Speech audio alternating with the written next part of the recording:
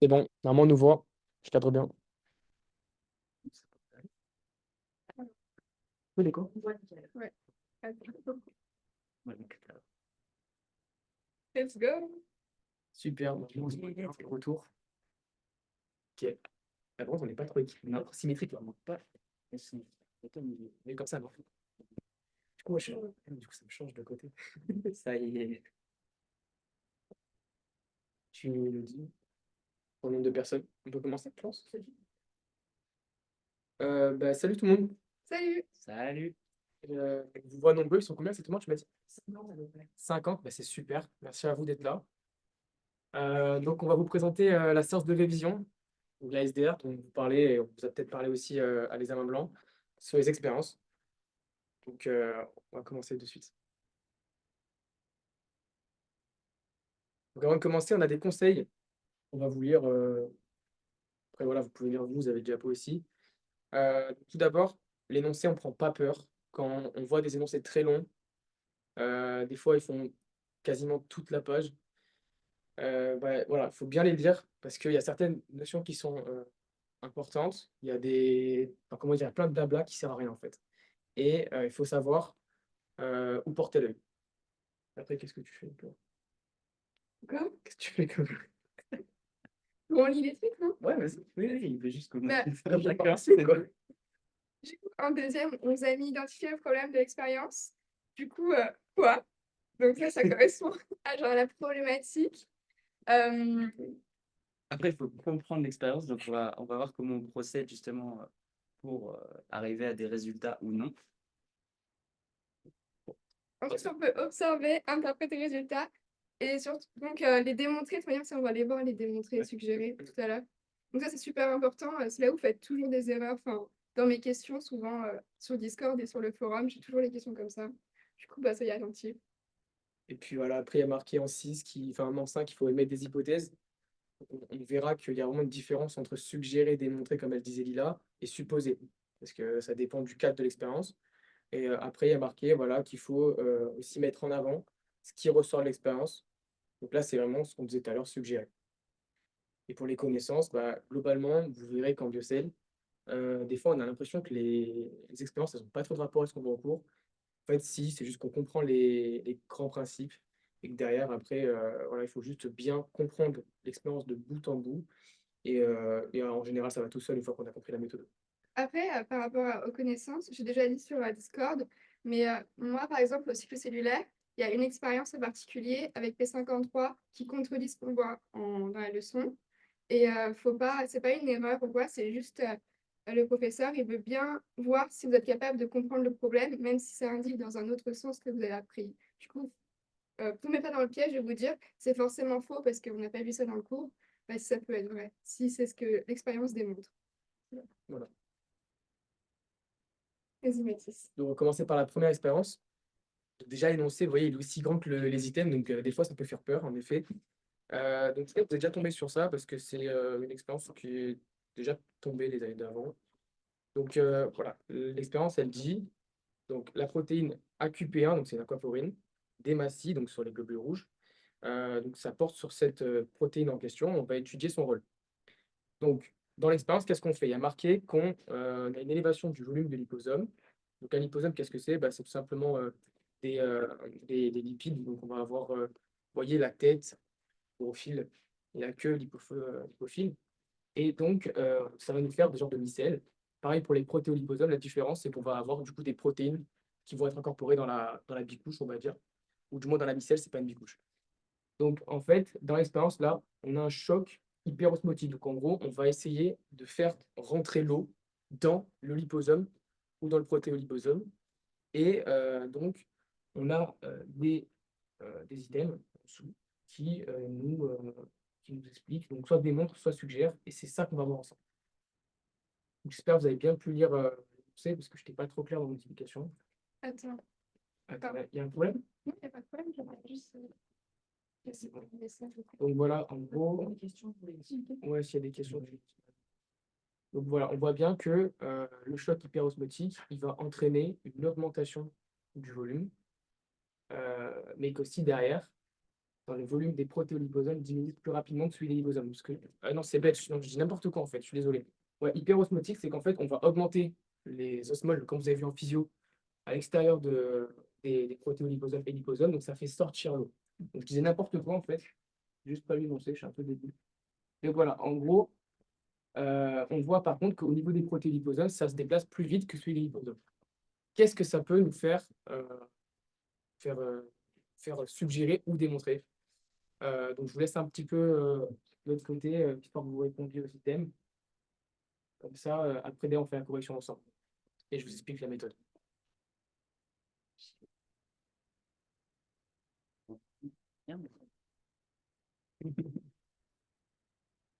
C'est pas ça, je serais bien le par contre. J'espère. Ouais. Ouais, mais je veux dire pour l'enregistrement. Tu penses? Super. J'ai déjà fait par rapport à une j'ai pensé à une moi. C'est pas grave. Ouais, c'est dans la continuité, on va dire. Quelqu'un qui a des réponses, on sait pas Il y a des comment. réponses ou pas? Ok. Quelqu'un dit A, D, C, D, Ok, D. j'ai la réponse à la tête, je me souviens. Ouais. C'est juste citer des suggérés. D, D, D, Ok, D, D. Ok, il y a beaucoup. ok. Bon, on va mettre la réponse. Ça, c'est bon. Voilà. Alors, pourquoi c'est pas la A et pourquoi c'est pas la B? À vous de prouver pourquoi c'est C et D. Parce que au niveau de la A, on parle de l'hématie. Démontre, il faut bien comprendre que démontre, c'est que dans le cadre de l'expérience. Si jamais c'est pas dans l'expérience, là on parle que des liposomes et des protéoliposomes, parce que dans l'expérience, on ne parle pas d'hématie, là. C'est qu'au départ, on nous dit que la protéine AQP1, elle est sur les hématies. Là, on voit qu'il y a une augmentation de la vitesse de sortie de l'eau pour les protéoliposomes et pas pour les liposomes, mais on ne parle pas d'hématie. Donc la A, elle est forcément fausse, parce que ça ne démontre en rien. Par contre, en revanche, là, pour la D, on voit que ça suggère. Parce que du coup, ça suggère le rôle de AQP1 pour les massies, mais ça ne le prouve pas, ça ne le démontre pas, parce que dans l'expérience, on ne l'étudie pas.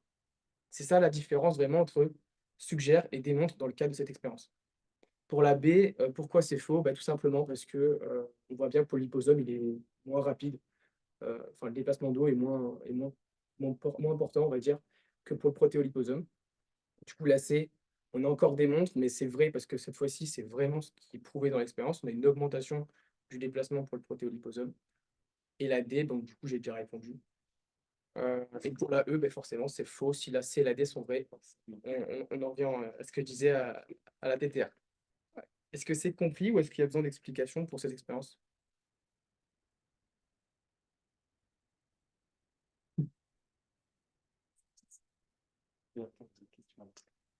Il y a des petits pouces, ouais. Il y a un petit pouce? Ouais, Super. un pouce. Oui, il y en a. Ouais, ouais bon, de toute Pas, façon, pas vraiment. Ah. Tant mieux. parce que j'ai vu qu'il y avait des A tout à l'heure quand Sûr qu'il n'y a pas un délire de gain de fonction ou quoi. gain de fonction. Alors, gain de fonction, c'est pour les mutations. Donc, pour le coup, je vois pas pourquoi tu me parles de gain de fonction. Euh, En tout cas, là, il n'y a pas de mutation qui est présentée dans l'expérience. On parle juste de la présence ou non de AQP1 sur les protéoliposomes. Et du coup, bah, ils n'y sont pas au niveau du liposome. Mais il n'y a pas de gain de fonction. Tu peux expliquer l'item C. L'item C, alors l'item C, il est juste parce que dans l'énoncé, il y a vraiment marqué qu'on a le choc hyperosmotique. Donc, par exemple, on va augmenter la quantité de sodium en dehors des liposomes. Donc, il faut imaginer que c'est dans le milieu intercellulaire aussi. C'est mon PC, c'est ça. Ah oui, c'est pas bête, ouais. Ça, on pourrait dire. Oui, et du coup, si on augmente entre guillemets, la concentration d'osmol en dehors du liposome, du protéoliposome, ben, ça permet, comme vous avez vu en physio, cette sortie d'eau pour diluer. Toujours, on va essayer de chercher cette stabilité. Donc là, c'est vrai, parce que pour le protéoliposome, on voit que le déplacement il est plus important. En gros, le volume des protéoliposomes diminue plus vite que celui des liposomes, parce que on retrouve AQP1 qui est présent pour le protéoliposome et pas pour le liposome. J'espère que c'est clair, on peut voir. Démontrer via expérience. Ouais, démontrer, en fait, dès qu'il y a démontré, c'est qu'il faut que ce soit mot pour mot ce qui est expliqué dans l'énoncé. Si c'est pas ce qui est expliqué dans l'énoncé ou dans le tableau de l'expérience, dans les résultats, et que c'est juste quelque chose qu'on peut éventuellement suggérer par rapport aux résultats de l'expérience, bah, du coup, c'est pas démontré, c'est suggéré. J'ai compris la C. Bah, c'est- Bah, la C, du coup, je viens de l'expliquer. La B peut être juste vu que les volumes des liposomes diminuent quand même si c'est plus doucement. Alors, ça pourrait être juste, sauf que du coup, le liposome, par définition, il n'y a pas de protéines, donc il n'y a pas d'AQP1.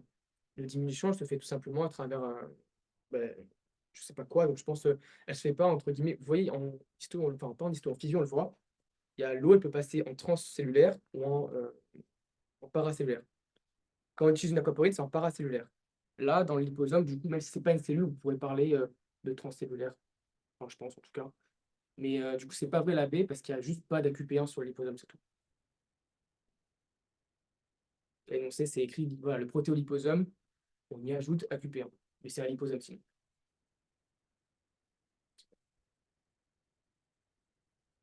Ok.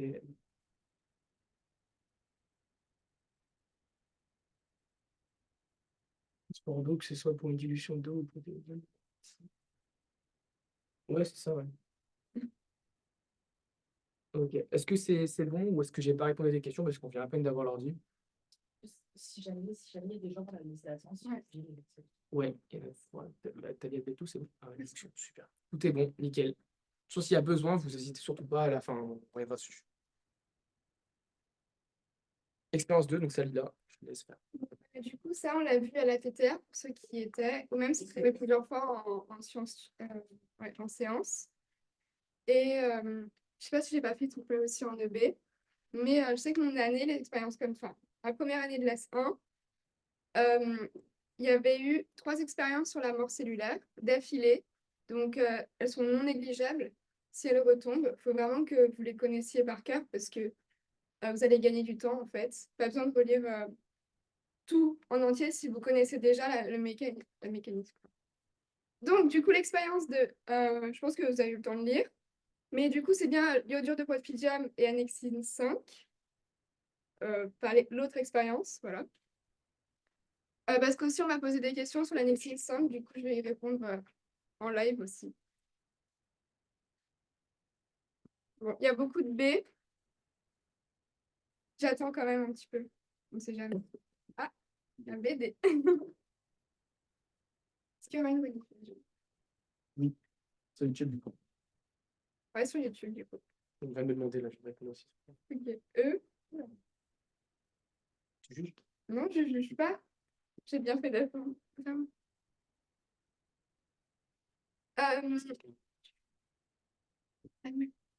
Bon, du coup, je pense que c'est bon. On va passer à la correction. Du coup, c'était bien la B. Bravo à tous ceux qui sont trouvés. Et ceux qui n'ont pas trouvé, vous inquiétez pas, je vais expliquer dans tous les cas. Du coup, on va faire méthodiquement une dernière fois. Déjà, vous voyez sur... ah ouais, il y a le petit curseur, ça. Vous voyez sur l'écran, il faut d'abord identifier bien les cellules avant de lire les items. Bon, l'annexine 5, pardon, l'annexine 5, vous savez qu'elle se fixe au phosphatidylsérine. Phosphatidylsérine. Phosphatidylsérine. Voilà. Euh, pour les, donc pour les cellules apoptotiques, ça se passe parce qu'il y a un flip-flop de la membrane avec extériorisation des phosphatidylsérines. Et ça se fixe aussi sur les cellules nécrotiques parce que les cellules nécrotiques, elles explosent et du coup, le marqueur peut rentrer dans la membrane et marquer les phosphatidylsérines qui sont à l'intérieur. Je ne sais pas si vous comprenez ça, parce que sur Discord, j'ai une question. Et même sur... En fait, c'est sur la base de questions qu'on a eue. Ouais. Oui, La base de questions de Question. Fifi, qui demandait si on pouvait vraiment dire que l'annexine 5 marquait les cellules nécrotiques, si au final, elle marquait les deux. Du coup, voilà. Bah oui, on peut vraiment dire qu'elle marque les deux, vu qu'elle se fixe sur les cellules apoptotiques et nécrotiques. Donc là, c'est pour ça que sur l'axe, vous voyez que dans la concentration fixée, elles sont toutes les deux fenêtres sont au même niveau. Ce qui va les démarquer, c'est la fixation du iodure de propidium. Et comme j'ai mis dans la correction du DMNL pour ceux qui l'ont fait, j'ai fait un petit tableau qui est à connaître par cœur, mais vraiment par cœur, où il faut savoir que les cellules nécrotiques, elles fixent l'odure de propidium et c'est les seules, ni les cellules normales, ni les cellules apoptotiques font ça. Du coup, c'est vraiment que les nécrotiques. Et c'est la base en fait de toute l'expérience. Du coup, c'est comme ça qu'on les différencie. Donc, les cellules dans la fenêtre B, c'est les nécrotiques, dans la fenêtre A, c'est les apoptotiques. À partir de là, vous pouvez les différencier, mais il faut aussi connaître les propriétés des cellules parce que c'est pas marqué exactement comme ça dans les items. Du coup, item A. Les cellules présentes dans la fenêtre A sont nécrotiques. Bah non, mais en vrai, il n'y en avait pas de A, donc déjà, vous avez compris ça. Ensuite, l'intégrité membranaire des cellules présentes dans la fenêtre A est préservée. Oui, parce que quand on parle d'intégrité de la membrane, on parle du fait qu'il n'y ait pas de trou. Comparé aux nécrotiques, où leur membrane se trouve. On m'a aussi demandé si on pouvait vraiment considérer que les cellules apoptotiques, elles avaient l'intégrité membranaire qui est gardée, vu qu'elles font un flip-flop. Mais oui, on peut considérer ça. Ça veut juste dire qu'en gros, leurs membranes, elles ne sont pas déchirées, donc c'est bon. Ensuite, l'incorporation de la Nextine 5 empêche l'iodure de propidium de rentrer. Du coup, c'est faux. Ça n'a rien à voir du tout. Là, c'est un peu un item what the fuck, on va dire. Mais non, il n'y a rien à voir. Du coup, voilà, parce qu'elle ne se fixe pas au même truc, du coup, c'est pour ça. Ensuite, l'annexine 5 induit l'apoptose. Ça, c'est un piège, on va dire, de Gigi pour voir si vous avez bien compris la différence entre les caspases et genre les marqueurs dans les leçons. Après, c'est pas très dur, mais je vois qu'il y en a plein qui ont mis D. Non, je vais les remettre. Il y en a plein qui ont mis D. Donc, l'annexine 5, c'est juste un marqueur. Vraiment, il faut le voir comme, même si c'est pas un colorant, enfin, il faut le voir comme un colorant ou quelque chose comme ça. Ça va rien induire du tout. Ça va juste se fixer sur les phosphatidylsérines. Et c'est tout. Comparé aux caspases qu'on a vues, du coup, qui vont, elles, induire vraiment la protéolyse. Donc, ça n'a rien à voir. Et voilà, c'est un petit peu un piège pour voir si vous arrivez bien à distinguer les différentes molécules, on va dire, de la leçon. C'est facile d'inverser, de faire des pièges, quoi. Ouais, voilà. Du coup, il y a des questions? Ouais. Juste des critères. Ouais. J'y ai répondu, mais je vais le répéter. Est-ce que l'intégrité membranaire prend en compte l'inversion de la phosphatidylsérine? Tout comme je l'ai dit, l'intégrité membranaire, c'est vraiment le fait d'avoir sa membrane qui reste comme elle est, quoi. Elle ne va pas se trouver, il ne va pas y avoir de colorants qui vont pouvoir rentrer parce que la membrane est perforée. C'est vraiment juste une extériorisation de molécules. Du coup, bah, on considère que c'est quand même intègre. Voilà. Ensuite, oui, bah.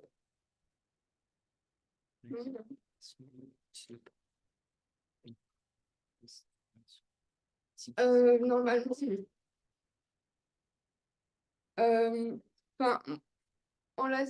enfin, notre année, moi je sais que en LAS 1, j'avais eu 3 expériences et en LAS 2, on avait eu 3 expériences aussi. Vous allez en avoir 3 ou 4, pas plus, normalement. Ah bah c'est vrai. Du coup, c'est plus parce que du coup, vous avez plus de temps, mais ça va pas être genre 27 expériences pour 27 QCM, tu vois. Ok. Du coup, il y a différentes caspases. Il y a les caspases initiatrices, les caspases effectrices. Et les caspases effectrices, elles vont aller réveiller les protéines spécifiques qui vont induire la protéolyse de la cellule. Et du coup, toutes les protéines de la cellule, elles vont être hydrolysées, enfin digérées. Ouh, 72. Du coup, voilà. Si tu veux les chiffres, même si en vrai, normalement, il n'y aura pas de piège sur les caspases. Mais du coup, c'est à 3, 6, 7 et 8, 10. Non, 8, 10 et 3, 6, 7. Mais bon, ça, en vrai, si vous arrivez à vous rappeler de caspase initiatrice, puis effectrice, puis ensuite la protéolyse de la cellule, c'est déjà pas mal.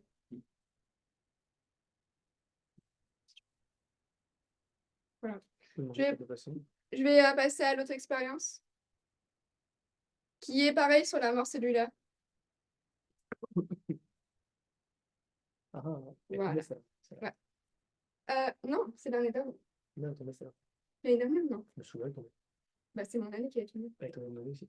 Non, je te jure que non. Je te jure que non. Je suis encore ça. Bah, je suis quasiment sûre qu'il n'y a pas eu d'expérience vraiment cellulaire. Ok, mais celle-là, elle est tombée au premier EB de la TTR, parce que j'avais plein de questions sur cette expérience, du coup, bah, je la refais. Voilà, voilà.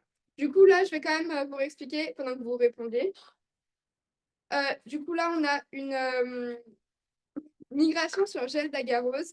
Normalement, à ce stade du semestre, vous savez un petit peu comment ça marche, puisque vous avez eu génétique, normalement, vous avez tout vu. Ou même si vous n'avez pas tout vu, vous avez une idée quand même comment ça marche. On ne vous demandera pas vraiment la technique en biocell, mais c'est bien de la connaître de la biomol génétique, comme ça c'est plus facile à interpréter.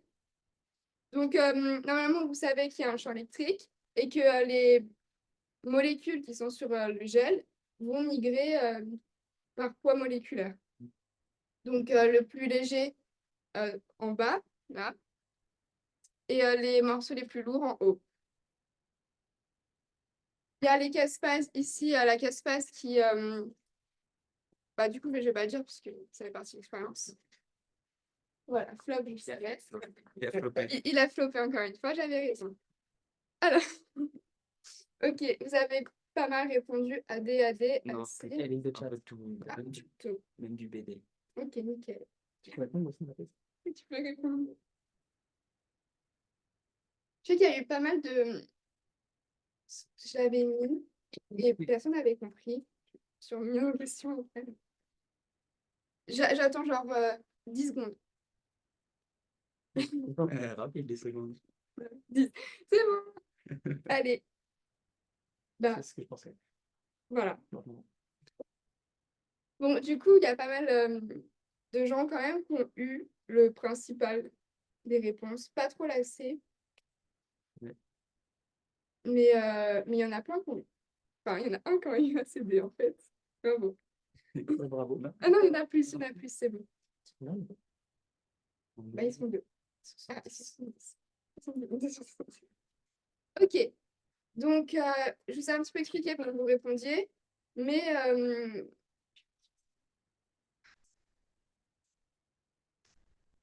alors, là, les résultats suggèrent que l'apoptose est accompagnée par une dégradation de l'ADN génomique. Oui. Pourquoi? Parce que déjà, c'est suggère. Alors, c'est important que, même si on l'a vu juste avant avec Mathis, c'est vraiment important que vous fassiez attention au suggère et démontre, parce que c'est vraiment le piège le plus facile pour Gilson de le faire. Du coup, là, c'est vraiment que ça suggère. Pourquoi? Parce qu'on voit que là, quand l'apoptose n'est pas induite, on a du coup ces gros morceaux dont je vous ai parlé qui restent en haut. Et ensuite, quand elle est induite, on voit des petits, on appelle ça une échelle nucléosomale du coup, mais des tout petits morceaux. Ce qui prouve que en fait, l'ADN, elle a été du coup dégradée, donc cassée, et c'est ces morceaux d'ADN qu'on voit sur le gel en fait. Je sais pas si je peux zoomer. Mais du coup, vous voyez vraiment qu'il y a des ruptures dans la bande en fait. déjà, on peut. C'est ce que j'ai dit. Mais du coup, les plus légères vont plus loin, mais voilà. Oui, oui. Et voilà, donc c'est vraiment des morceaux d'ADN, et donc c'est pour ça qu'on dit qu'elle est dégradée, mais ça, vous l'avez pour la plupart. Dégradation, bon, je répondrai pas à vos questions. Ensuite, les résultats démontrent que la caspase 3 est une nucléase.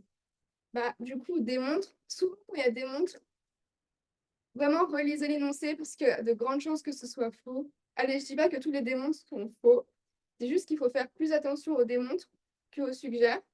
Du coup, bah non, ça démontre pas ça, parce que pour savoir si la caspase 3 est une nucléase, bah, il faudrait faire des expériences complémentaires qui permettent d'identifier en fait la nature de l'enzyme. Enfin, c'est des trucs, c'est marqué dans la correction de l'examen.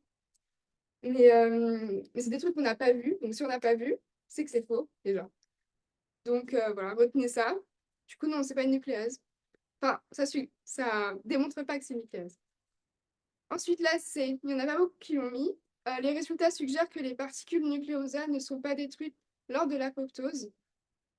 Bah, en fait, comme je vous ai dit, bah, c'est une échelle de nucléosomes. Donc, voilà. En fait, je ne sais pas comment l'expliquer autrement, mais c'est juste.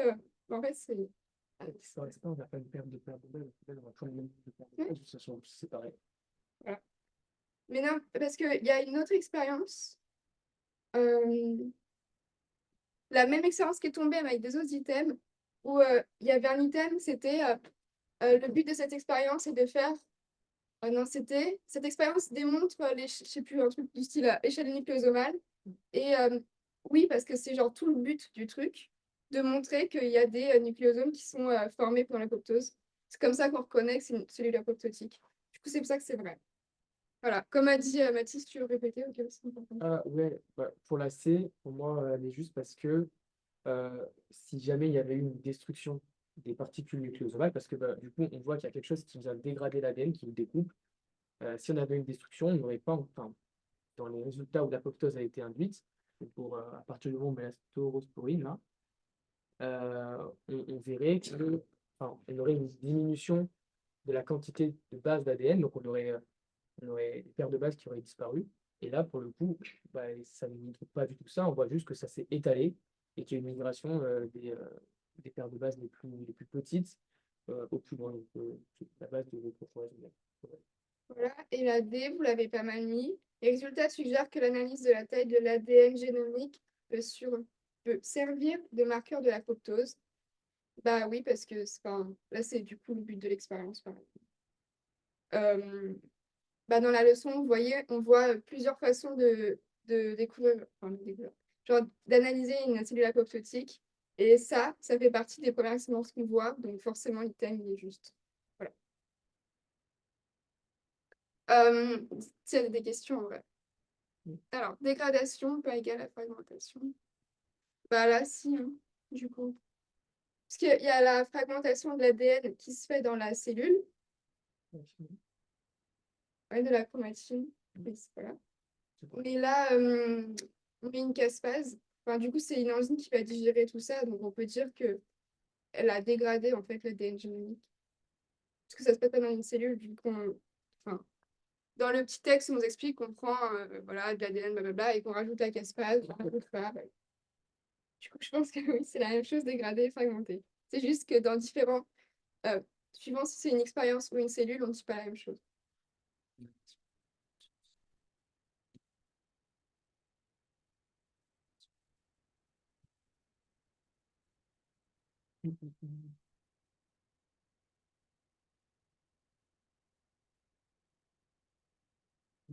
Juste en fait, perdre de l'intégrité de l'ADN de base quand elle est plus comme on avait peur, du coup, on peut parler de dégradation, mais si on n'en perd pas en fait.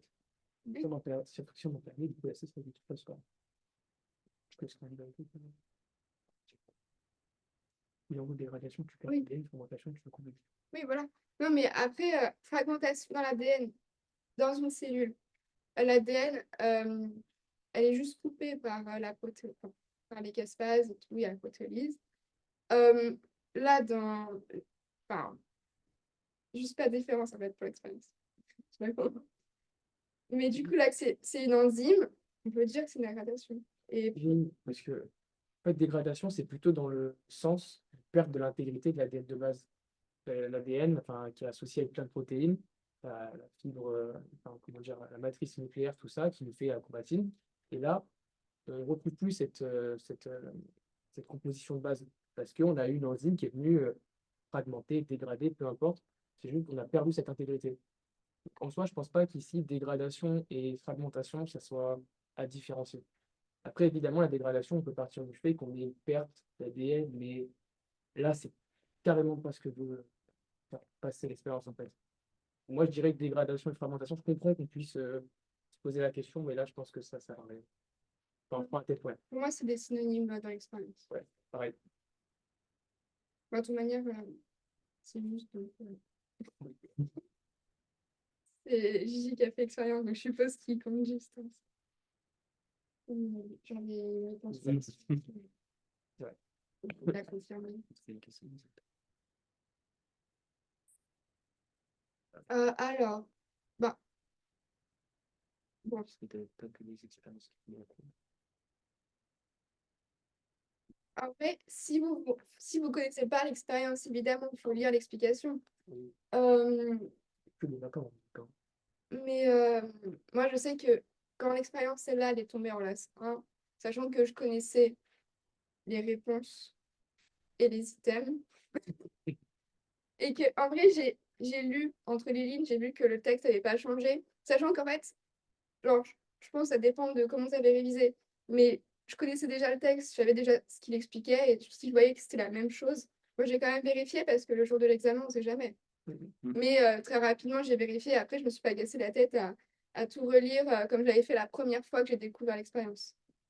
Et ça, c'est propre à chacun, dans le sens où si vous pensez avoir le temps de pouvoir tout lire, même si l'expérience vous dit quelque chose que vous l'avez déjà vu, parce qu'on n'est pas à l'abri d'ailleurs qu'il ait changé un petit mot dans l'énoncé, un petit mot dans l'item, ça peut toujours arriver, faites-le. Après, vous pouvez très bien faire comme lui là, lire à travers les lignes, si vous êtes efficace comme ça peut le faire. Enfin, ça dépend. Après les items, non, par contre, les items, il faut vraiment les lire jusqu'au bout. Restez à vous. Parce que l'expérience, elle est tombée plusieurs fois. Enfin, toutes les expériences qu'on nous propose, quasiment, elles sont tombées plusieurs fois. Ouais, mais ça fait- Oui, sauf la dernière. donc, voilà. Mais à part ça, enfin, toutes les erreurs que vous voyez en ana, elles sont déjà tombées plusieurs fois, mais avec différents items parfois. Enfin, je sais que là, les. Ou alors, juste des fois, il inverse. Par Ouais, exemple, une année, la réponse vraie, c'est B.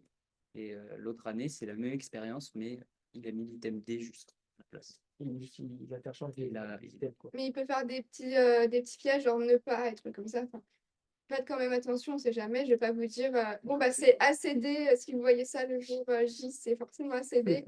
Non, non, ça se trouve, il va vraiment mettre genre l'inverse dans des petits mots. Vous allez tous tomber dans le piège, vous allez tous avoir des mauvaises notes. Ne faites pas ça. Et puis, de toute façon, au tut, on vous forme un petit peu à bien lire les énoncés. On fait bien des pièges un peu embêtants. Pareil pour les items. Donc, je pense que votre conscience vous forcera à lire tout, quoi qu'il arrive. Donc, franchement, vous faites comme vous voulez, mais je pense que Oui, le jour J, Ouais. voilà, le jour J, comme l'a dit Clément, vous allez tout lire. C'est sûr. oui, avec le stress, de toute manière, vous n'allez pas vous dire, bon, au pire, tant pis, genre. MC.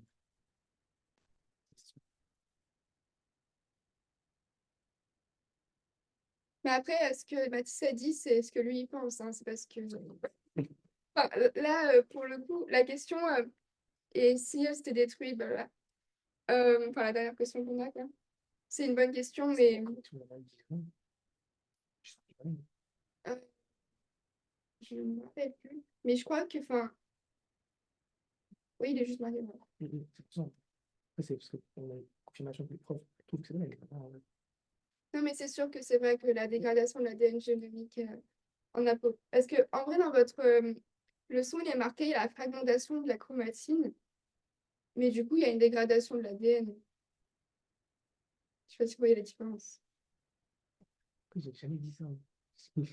Ouais, mais je crois qu'en fait, enfin, je pense que t'as pas dit ça, mais ça a peut-être genre, ça les a embrouillés. Ouais, moi, ce que, Pire, ce c'est pas grave. que je voulais dire pour la C, je voulais juste te dire que on n'a pas de destruction des particules nucléosomales parce qu'on les retrouve étalées à cette échelle en fonction de comment dire, leur intensité. Je veux dire, enfin, celles qui sont plus grosses, elles vont migrer moins loin.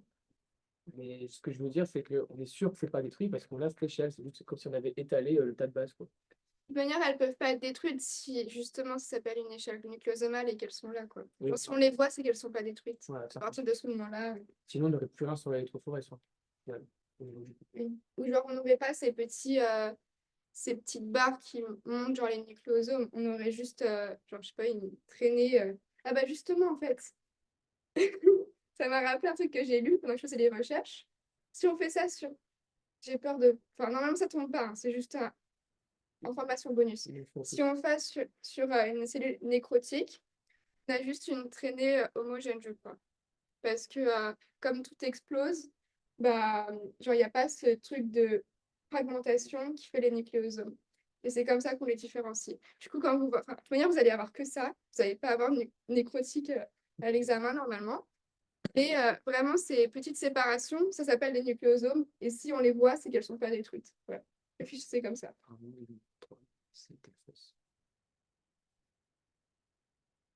Ça va aller. Il a supprimé. Non, c'est excellent. Bah, en vrai, ça m'étonnerait parce que du coup, j'ai pris vraiment Quoi, c'est une trois.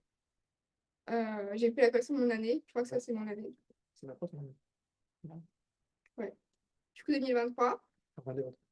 Peut-être que tu parles de genre. Parce que du coup, elle est retombée avec d'autres items. Et je crois que la réponse, c'était. Je me rappelle plus ce que c'était, mais genre, il n'y avait qu'un item de juste. Enfin, bref, on s'en fout, mais voilà. Du coup, parce que c'est pas un item. Voilà. À présent, on va passer à l'expérience 4. Donc, cette fois-ci, ça concerne la tumorigénèse. On peut voir que donc, chez une souris saine au départ, on va ajouter un agent initiateur, un agent promoteur, qui sont le DMBA et le TPA.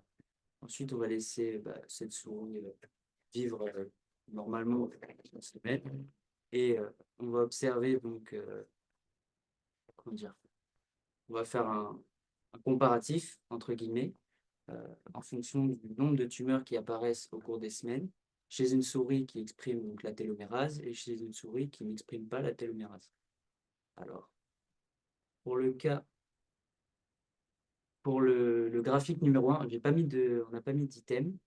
C'était pour vous faire participer, pour voir qu'est-ce que vous suggéreriez ou démontreriez à travers ces deux graphiques. J'espère que vous allez participer quand même. Sinon je floppe plus que Mathis. Ouais, mais le rapport QCM, là, c'est juste, on essaie de voir si vous comprenez les graphiques par rapport à l'énoncé. Si vous voulez qu'on va expliquer l'énoncé. Je vais attendre qu'il y ait peut-être une réponse sur 66 personnes. Dans le premier graphique, quel est le numéro?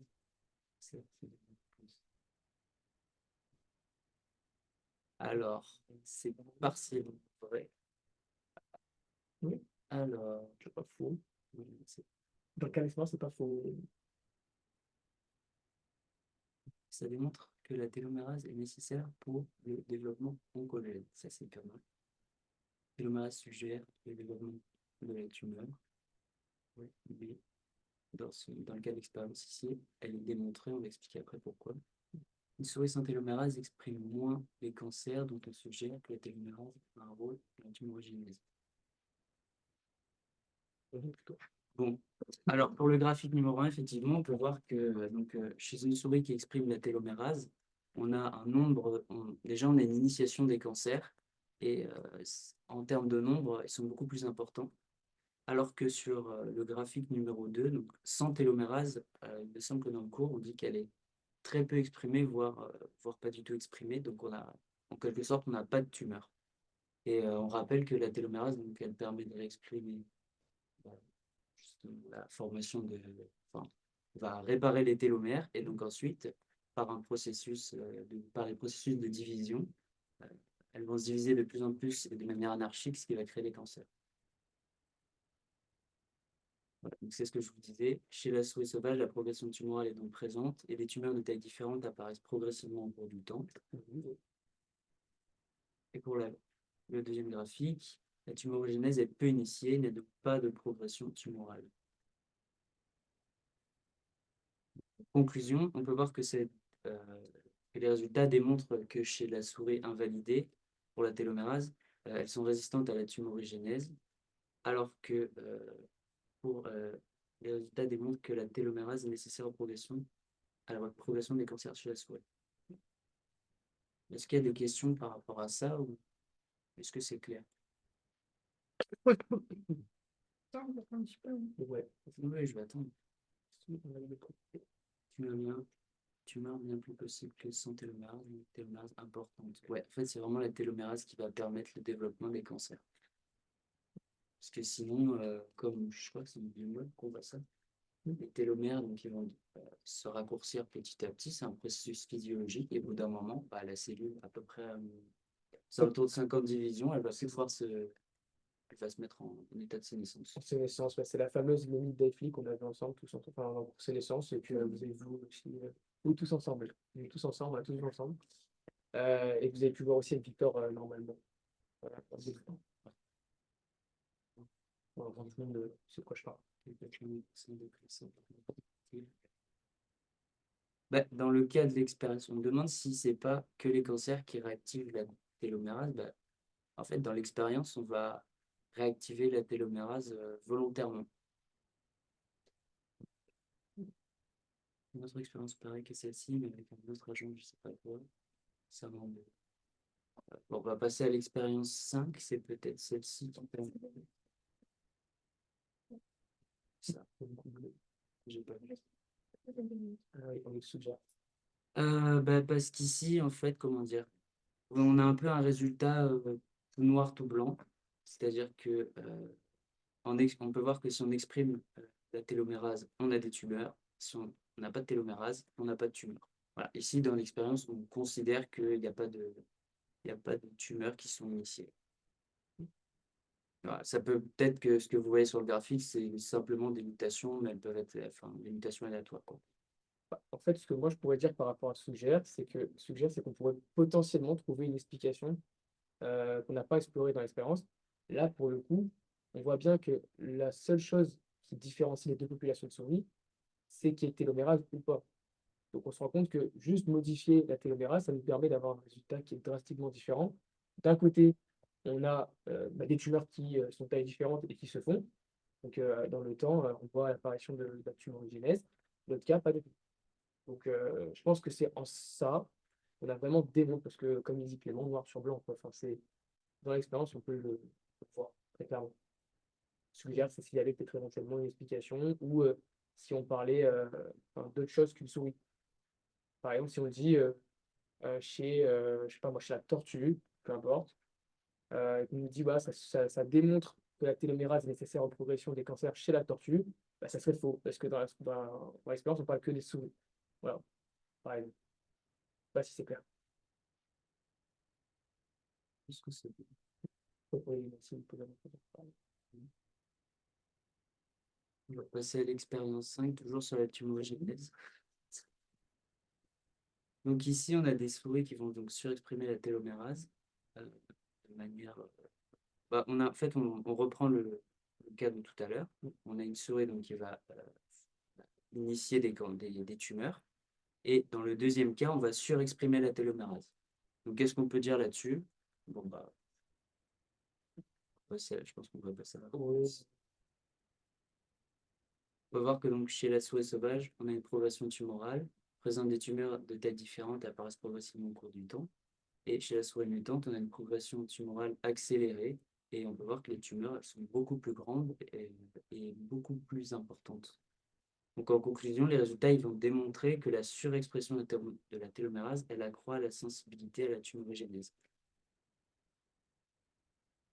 On n'a personne en salle d'attente. À l'instant. Je suis désolé. Non, mais il y avait quelqu'un, je crois. Attends. Pour l'instant, il n'y a personne en salle d'attente. Ils sont combien, là 65. 35? D'accord, désolé. C'est bien. C'est des stats, hein. Ouais. Là qu'il y a du monde. Est-ce que est-ce que c'est bon pour l'expérience 5 ou pas? Je pense que ça devrait être bon. C'est un peu de temps. Ça serait mieux. Donc, essentiellement, pour avancer sur son puissance. Maintenant, on va passer à l'expérience 6. Ouais. Bon courage. Bon courage. Alors, ouais, l'énoncé il est très long. Alors, est-ce qu'il peut faire tomber quelque chose comme ça? J'en sais rien. J'abandonne direct, voilà. Moi, je pense pas. Mais c'est surtout pour vous forcer à bien repérer ce qui est important dans l'énoncé. Et petite expérience, ouais, petite histoire, c'est que pour les lasgueux qui sont là, c'est un QCM que nos vieux ont fait, enfin surtout l'énoncé. Et, et c'est vrai que quand on l'a vu, on a aussi tous serré nos crânes. Mais ouais, ça c'est Hugo, c'est ça exactement. Et du coup, moi je me suis dit que franchement, c'était vachement intéressant de le revoir avec vous, parce que pour la lecture et pour la compréhension de l'énoncé, il est vachement cool.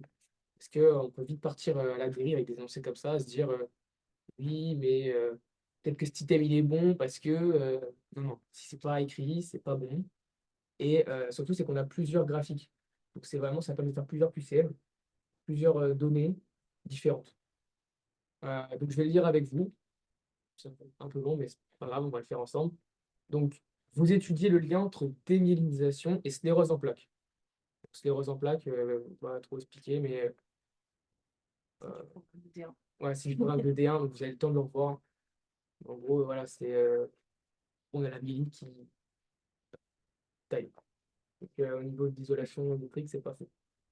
Donc, le document A vous montre une lésion de sclérose en plaques. Donc là, le document A, c'est celui-là. On a une photo, enfin, microscopie, qui nous présente, voilà, à quoi ça ressemble la lésion. Donc, il y a deux types de pathologies d'axone montrées. La première, ce sera l'accumulation d'organelles, on dit que c'est potentiellement réversible, et la condensation de l'axoplasme. En gros, la condensation d'axoplasme, tout simplement, en fait. Euh, donc, on le voit ici, notamment en 3, pardon. On voit ici. Donc, en 1, vous avez un axone démyélinisé.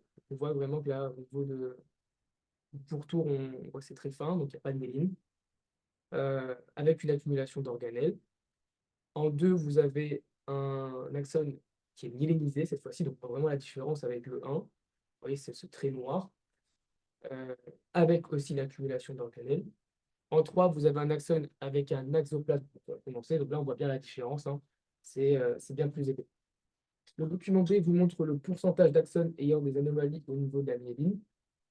Donc, on va le revoir ensemble, en fonction de la gravité de la lésion. Alors là, il y a écrit de gauche à droite du plus grave au moins grave. Donc, en gros, ici, c'est plus grave. Ici, ça l'est moins. Bon, après, la gauche, la droite, voilà. Et donc, on a le pourcentage d'axones démyélinisés. On se rend compte là, sur ce système, vraiment que pour les lésions qui sont très graves, ils sont globalement tous démyélinisés. Ensuite, on a du coup le document C qui vous montre plus précisément les différentes proportions d'axones au sein des lésions de différentes gravités. Il est à noter que le pourcentage d'axones de type 3 sont présents dans les lésions les moins graves et diminuent avec la gravité de la lésion, alors que la proportion d'axones démyélinisés, donc de type 1, lui, va suivre une augmentation proportionnelle, donc une corrélation positive à la gravité de la lésion. Donc on en revient au document B. Ensuite, on a, je crois, tout dit. Le document D, oui, voilà. Voilà. Vous montre une myélinisation des axones ayant un axoplasme condensé euh, en fonction de la gravité de la lésion, de gauche à droite, du plus grave au moins grave, donc comme tout à l'heure. Là. Seuls les documents présentés dans ce résumé sont à analyser. Voilà, donc ne vous inquiétez pas, on va passer, il y aura les QCM, mais les documents, enfin, je veux dire, ça, là, les résultats d'expérience, ils seront aussi là. Qu'est-ce qu'on est bon pour cette diapo que je passe et qu'on fasse les QCM? C'est le genre de QCM à faire à la fin. Ouais, il n'y aura pas de QCM comme ça, je pense, mais ouais, pour la biochimie, ouais, franchement, faites les calculs à la fin. Ça, je pense qu'ils vont dire.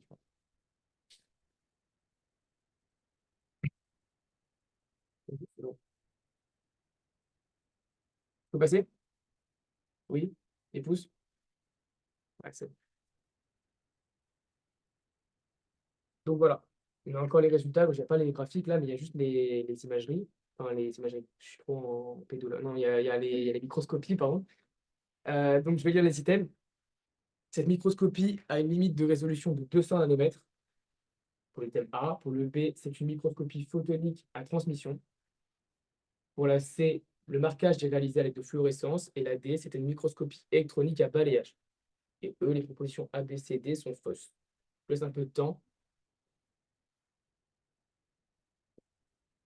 Je crois qu'il y a déjà des E, il y a un A.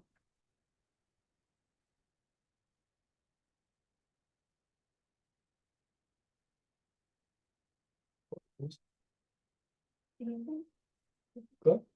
Bah, tu veux le faire? Ouais, tiens, fais-la ta thèse. Les vacances.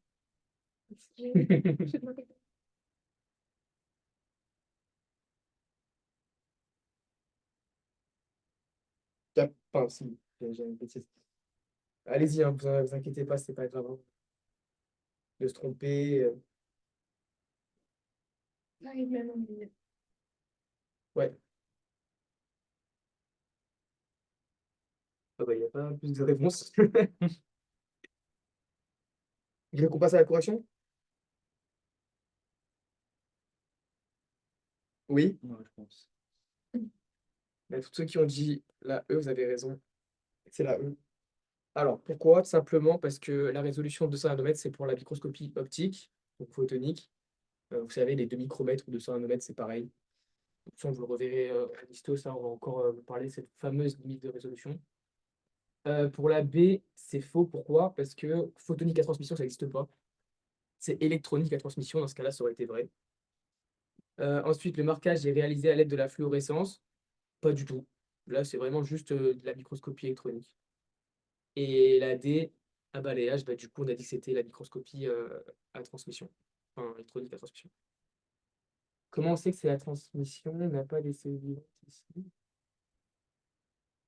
En général, ça se voit à la transmission parce que le balayage, c'est surtout le balayage qui est facilement, on peut facilement distinguer. C'est que balayage, on voit bien la surface des choses en 3D. Je ne sais pas si vous avez en tête ces images qu'on voit dans le cours mort cellulaire avec les cellules nécrotiques, tout ça. On voit bien, bon, ils l'ont en tête, oui. Avec, vous savez, la perte d'intégrité de la membrane dans le cas des cellules nécrotiques qui ont des trous et les cellules apoptotiques qui sont toutes fragmentées, là, comme ça, mais qui n'ont pas perdu leur intégrité. Les corps apoptotiques, voilà, pour les phagocyter après. Et donc, on voit bien la différence. En microscopie à balayage, on voit bien la forme. Alors qu'à transmission, là, on voit vraiment l'ultrastructure de la cellule qu'on voit à l'intérieur. Ouais. J'avais une question comme ça au bac de l'ultrastructure était béguine. Pas bac de France, c'est mais je dis pas oui. Je dis n'importe quoi. Donc, bah, Comment on sait si c'est photonique, électronique? Bah, photonique, souvent, c'est pour quelque chose qui est plus grand. Là, ici, les axones, c'est pas très grand. Souvent, on a besoin d'imagerie électronique avec une meilleure de résolution, donc une résolution plus grande, mais une résolution plus faible. Et photonique ou optique, c'est pareil. C'est juste, souvent, on va avoir d'ailleurs des colorants. C'est des couleurs spécifiques. Quand c'est en noir et blanc, comme ça, c'est souvent électronique. Parce que surtout, il faut fixer le tout, machin. Pour l'électronique, c'est un peu. Tu des scènes, je crois. Est-ce que oui, c'est en 2D? Ouais, c'est très bien.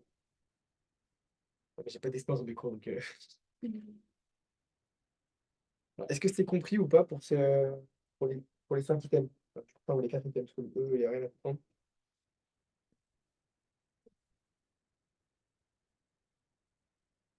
Oui, compris. Ok, super. On va passer au prochain QCM sur l'expérience. Voilà, donc là, je vous ai remis les graphiques.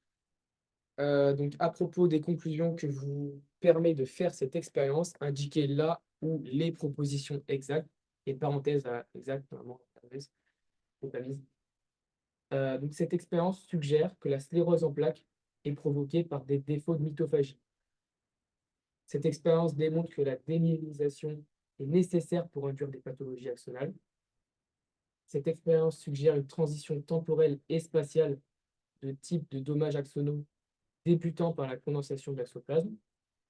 Cette expérience suggère que les premiers dommages axonaux sont des dommages de démyélinisation. Et là, les propositions A, B, C, D sont fausses. Donc j'ai déjà une réponse. Je vous laisse un peu de temps.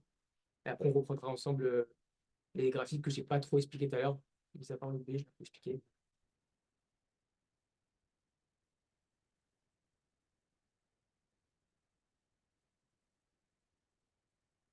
J'ai déjà oublié d'énoncer. Tu veux qu'on revienne dessus rapidement? Après, enfin, là, tu vas avoir l'essentiel dans les graphiques. Il faut juste savoir qu'il y a différents, enfin, en fonction de la gravité, là, donc, je ne sais pas si vous voyez le curseur, vous voyez le curseur. Là, c'est plus grave, là, c'est moins grave. Pareil sur tous les graphiques, en fait, hein. Donc, de gauche à droite. On voit bien que la répartition des dommages sont différents.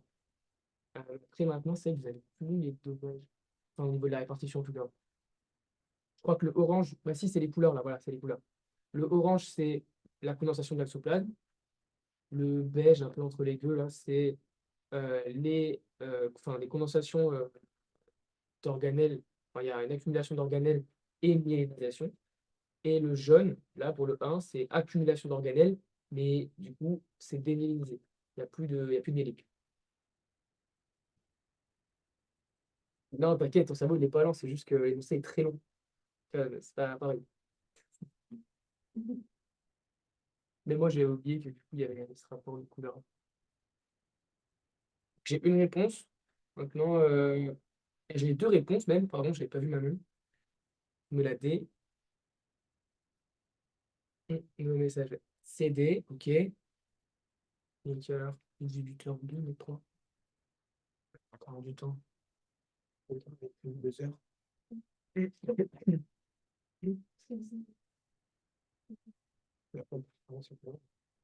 DC. Bon, je vois que personne ne met la A, la B. Vous êtes tous à peu près d'accord. Ok.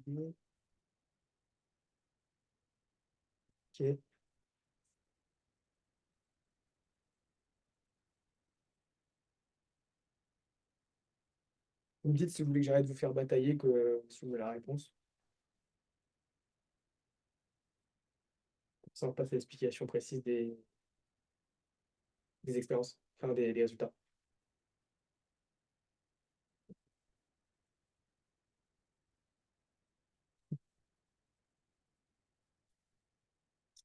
Ouais,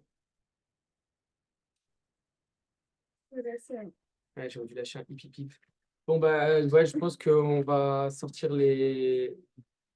Je vais le faire à la fin, je pense, hein. Si vous voulez, bien sûr. Ils mettent des pouces. On va. Ça aurait été mieux en SDR présentiel pour ça, mais un peu compliqué. Donc, du coup, je vais mettre la réponse.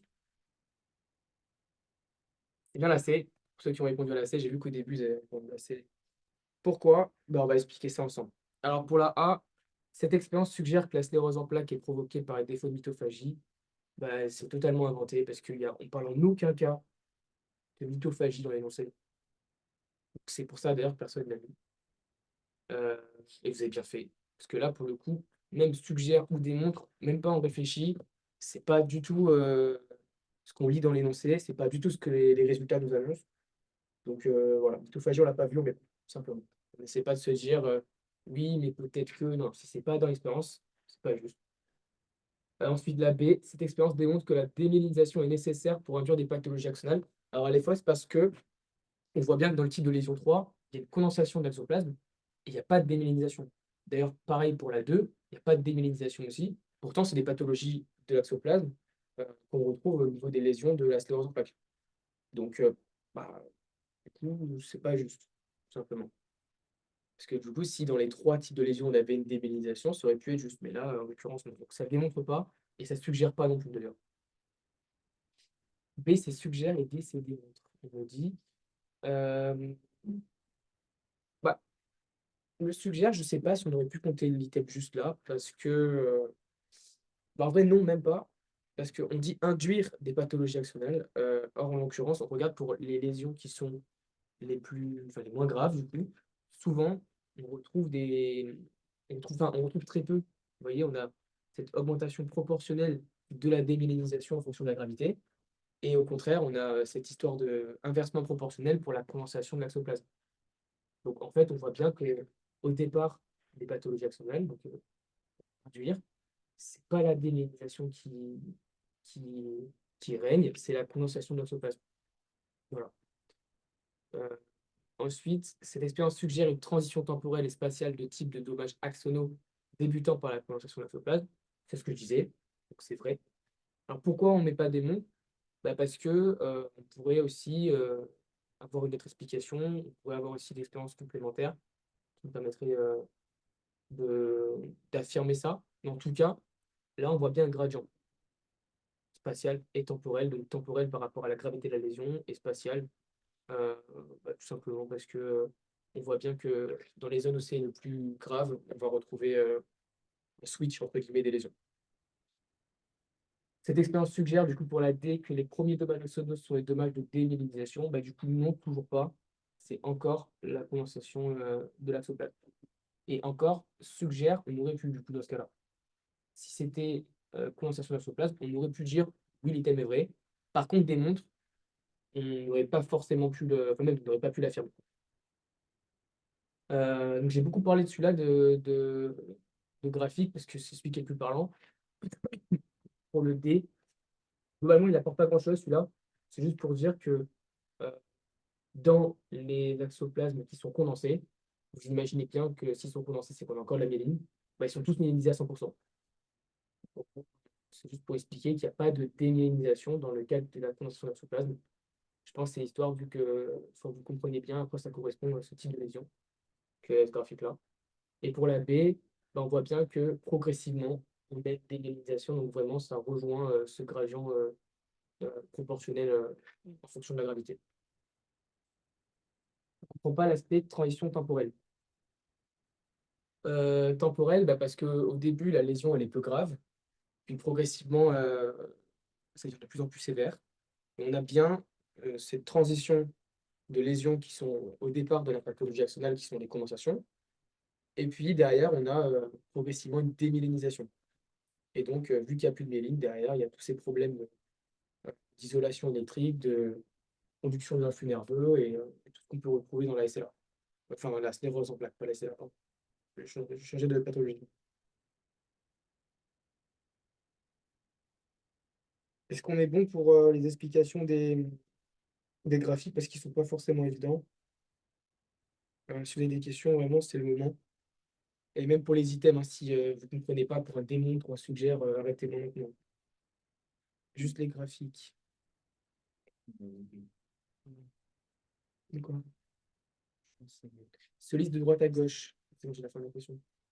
Il se lise de droite à gauche. Bah, en vrai, au niveau de la sévérité, ouais. Il se lise pas comme en français. Le biocélois, il lit pas en français, il est à l'envers, comme les Chinois. Voilà. Qu'est-ce que vous voulez que je vous dise? Bah, là, oui, ça a été décidé de dire que les lésions, vous voyez, la NIR, c'est écrit en anglais, mais voilà, on voit bien qu'on a lésion border, donc légère, on va dire, puis moderate, extensive, et puis near complete, imagine. Complication, ouais, ou complete, pour dire, je sais pas, peu importe. En tout cas, on voit que même avec un anglais approximatif, on arrive à comprendre que. Ah ouais, demyelization, ouais, c'est ça. Complete, voilà, donc, oui, oui, il n'y aura pas de graphique comme ça, puisque ça vient de l'ONS, ça, mais sinon, on voit bien qu'il y a un gradient en fonction de la gravité qui se fait de droite à gauche. Donc voilà. C'est parce que je regarde là et je me vois là-bas. Est-ce que ça veut dire que le schéma 1 et 2 se compensent dans le schéma C? Schéma 1 et 2 se compensent dans le schéma C. Euh, Il n'y a pas de schéma 1 et 2. Il y a des images 1, 2, 3, enfin les microscopies, et différents types de lésions. Images, oui. Bah en vrai, oui, en fait, la 1, la 2 et la 3, les couleurs, tu vois, tu as le 1 qui est en jaune, le 2 qui est en jaune de beige, le 3 en orange, rouge, et le 3, il se retrouve ici. On voit bien que ça, c'est les proportions. On voit bien qu'au début, on a beaucoup de celui-là, et progressivement, on a de moins en moins de celui-là et de plus en plus de celui-là. Et celui-là, il est entre les deux. Donc, c'est sans doute l'étape intermédiaire. Donc, l'accumulation d'organelles, elle se fait progressivement. Au début, il n'y en a pas. Et au début, on a surtout l'axoplasme qui est condensé. Et après, du coup, cette condensation se suit par une démyélinisation. On est bon ou pas? Donc, la condensation de l'axoplasme amorce les dommages axonaux. Bah, c'est ce qui est suggéré par expérience. Maintenant, est-ce que c'est démontré? Je pense qu'avec les résultats qu'on a là, aucun item avec des montres aurait été juste. Parce qu'on n'a que des résultats, des pourcentages, des proportions, et on n'a rien, enfin peut-être une expérience complémentaire qui nous permettrait de prouver que cette condensation, elle est nécessaire. Peut-être que si jamais on utilise quelque chose qui bloque la condensation, et derrière on n'observe absolument pas de débellinisation ou de dommages axonaux, on pourrait se dire, bah là oui, ça démontre. Là, en l'occurrence, l'expérience, elle étudie toutes les lésions d'un coup, donc on ne peut pas vraiment démontrer, en tout cas, on peut juste suggérer ce switch temporel et spatial. Voilà. On va passer, si c'est bon pour vous. Et un pouce, on y va. Voilà, maintenant, c'est encore le cours de Clément parce que vous avez deviné, mes cours, ils sont un peu bidons sur les expériences, il n'y en a pas. Mais je vais lire l'énoncé. Afin d'étudier plus en détail ces phénomènes sur un modèle murin, donc murin-souris, vous utilisez une méthode pour exprimer un gène ectopique qui provoquera une myélinisation moins importante des axones chez la souris. Donc c'est bien ce qu'on disait. Euh, Là, on va juste étudier euh, qu'est-ce qui pourrait démyéliniser et pour étudier les phénomènes qu'on a vus dans l'expérience. C'est une expérience complémentaire en gros. J'ai encore remis ça, mais je ne pense pas que ce soit important. Juste en tout cas, on vous demande quelle méthode utiliseriez-vous. Donc là, c'est plus une question de cours en vrai.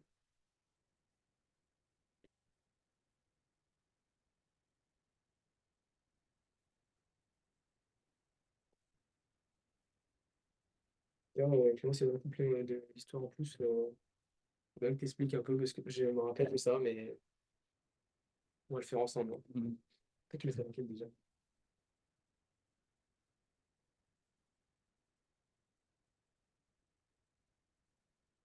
Donc, ouais.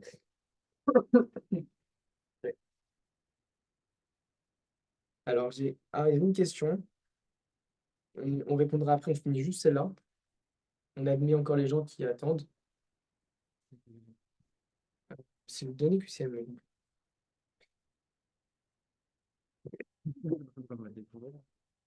Mais du coup, pour répondre à... Il y en a un tout à l'heure qui a dit oui, physio, c'était 70, là on est 50, 60. Ça démontre que physio, c'est mec de sel. Ouais, mais c'était 70 à leur paroxysme. Est-ce qu'ils sont 60 constamment? Ça, je demande à le voir. Il était 72, quoi. Et ouais, en plus, on est 72 tout à l'heure. Ça démontre pas, ça suggère. Est-ce qu'on pourrait creuser un peu? Alors, on m'a répondu. euh, Alors, je sais pas si c'est par rapport à tout à l'heure, mais 18h12, tu m'as dit que c'était là.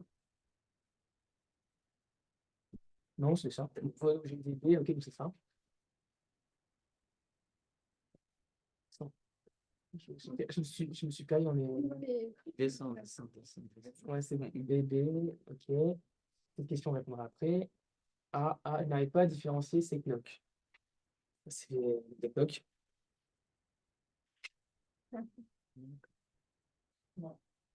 Je regardais Manon pour voir si elle pouvait me sauver, mais non, visiblement. On va t'expliquer ça, t'inquiète. Donc j'ai des A, j'ai des B. Est-ce que vous voulez me laisser encore un peu de temps ou est-ce que vous voulez la réponse?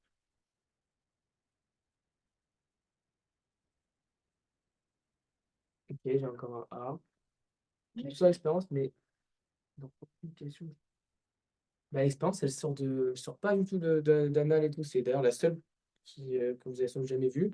C'est parce que Hugo, il était allé chercher ça l'an dernier, enfin, dans l'ENS, je crois. Et il avait fait lui-même ses QCM à partir d'expériences qu'il a trouvées. Donc ouais, il s'est chauffé.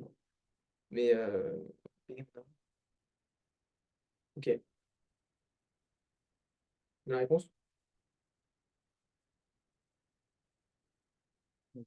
Allez. C'était bien la A pour ceux qui avaient dit la A. Donc là, j'ai marqué ici, à titre informatif, on cherche à diminuer la myélinisation des axones. On ne va pas empêcher complètement l'expression du gène, mais on va réduire son expression. Donc si on réduit, knockdown, tout simplement. Après, Clément, il peut vous faire rapidement ouais. si vous avez besoin Fais-nous un rappel, c'est bon. d'un petit rappel sur les différents knock. Jack knock-up n'existe pas. Euh, Out, in, vous avez vu. Et je crois qu'il y avait un petit mémo déjà pour knock out. Juste, Ça. on se rappelle que le knockdown, donc on prend un gène et on veut l'exprimer de manière moindre. On ne peut pas formuler autrement. Le knock-in, on va l'exprimer tout simplement, le gène. Et le knock-out, eh ben, on ne l'exprime pas. Voilà. Pour faire simple, retenez juste ça. Des fois, knock-in, c'est aussi, semble, tu peux, pas si je dis de bêtises, hein, c'est exprimer, enfin, rajouter quelque chose dans le gène, quoi. Enfin, Tu peux peut-être l'utiliser pour la télomérase. Par exemple, oui, voilà, on peut exprimer la télomérase et donc dans ce cas-là, on aura plus de cancers qui vont se former.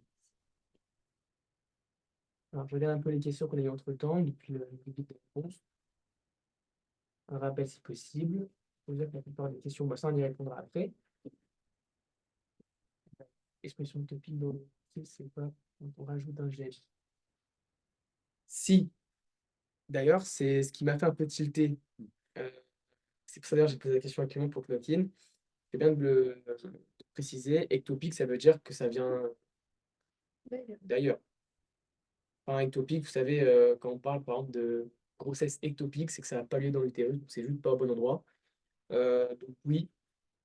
Maintenant, je pense que ce qui est important dans l'énoncé là, c'est surtout le fait de diminuer l'expression d'un gène de la myélinisation. Alors j'imagine que c'est pas qu'un gène, mais car on diminue quelque chose de physiologique.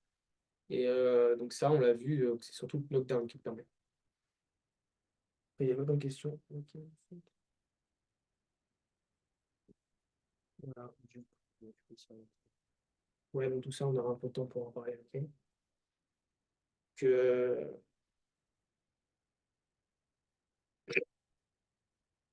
On va faire la suite. Je pense que c'est la suite. Allez. Vous me dites si c'est bon, parce que je vous ai réservé des trucs derrière. Oui, mais pour ça, on répondra après pour la question, parce qu'on me demande encore pour les expériences si elles sont en programme dans Anathème. On va vous dire ça après, quand on aura du temps, juste après. Juste après. Voilà, ouais, j'étais sur mon PC. Donc, hop, QCM bonus. C'est quoi ça? Mais non. Bah, c'est bien parce que c'est gênant parce que vu qu'il n'y a personne devant moi, là, bah, si, il y a Manon. Il y a Manon, mais Manon, elle a d'autres choses à faire plus intéressantes que faire un QCM bonus. Alors, est-ce que c'est un QCM bonus sur les cours? Pourquoi faire? Non. Mbappé encore. Non, pas loin. Je passe le mot. Putain, j'appuie sur le mauvais PC. Hop, voilà. Il y a Gigi, il s'est présenté aux élections de la mairie. Et le code des télomères, qu'est-ce qu'il fait? Bah, à vous de répondre. Donc, concernant Éric Gilson, a.k.a. le GOV des télomères, indiquez là où est les propositions exactes. Photo officielle, sa campagne d'élection. Ça, faut bien lire l'énoncé. Il faut surtout bien faire attention derrière au document proposé au résultat d'expérience. Donc, A, il est ouais. Le maire de Cœur-la-Petite, commune française située dans la Meuse. Faites attention à bien lire le système jusqu'au bout. B, il est un grand amoureux de la mer qui pratique à ses heures perdues le paddle ou autre activité aquatique. C, il a reçu le Grand Prix de l'INSERM en 2018. D, il fait du rap depuis 2021 et notamment de la drill FR. Maintenant, le E, c'est les propositions A, B, C, D sont fausses. Vous connaissez la chanson. Plus texte court. Faites bien gaffe, hein. B, C, D, B, C. Toi, je réfléchis moi mes réponses. Ce serait bête de le trouver aussi. Si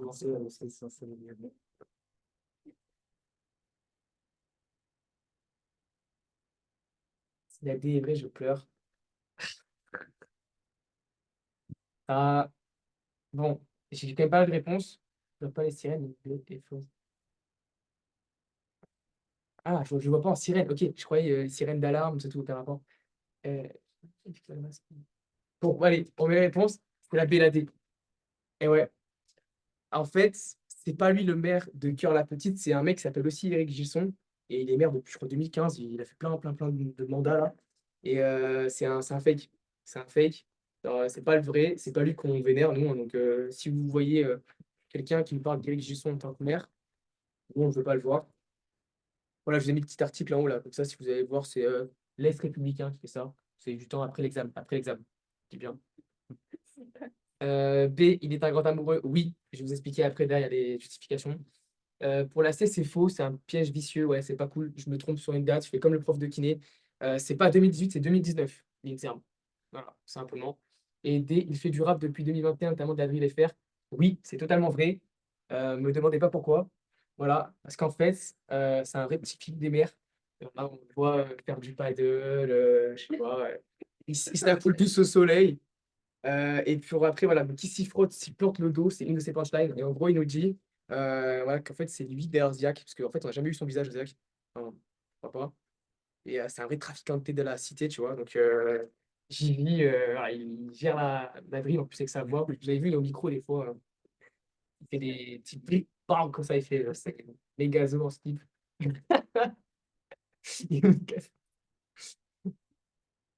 Attends, oui, la photo à gauche. Peut-être ouf. Ouais, on a nos contacts. Donc, ces photos. C'est clair qu'il pensait être. Ouais. Et oui, tu pas. Bah oui, parce qu'en vrai, je crois il était aux States à ce moment-là, hein. Il était sur la West Coast. Autant. Oh! Ah ouais, ça a pas bougé. Ouais, c'est peut-être des cons qui. Ouais, c'est bon.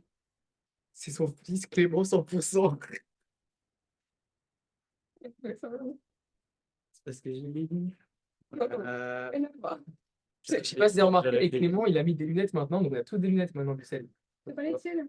Bah, je les ai pas mises là parce que j'ai pas besoin, j'ai pas besoin de voir des gens de loin, donc c'est bon. Bon, Voilà. Donc, dernière petite diapo. Bon courage pour l'examen classant. Examen classant. Vous allez tout déchirer. Et les petites animes, je sais pas si vous les voyez sur votre écran, parce que ça. Oui, si vous les voyez, non. Voilà, voilà. Libérez tous mes cellules. Ah ouais, pas mal.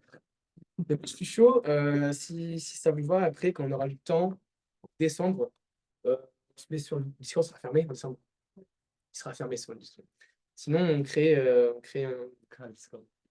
vraiment des paroles, on se fait des petits lyrics sur la biocelle. On fait ça à Didier Audio. On pourra faire ça à OS2, mais je pense qu'ils ont plus rien à cirer de la biocelle.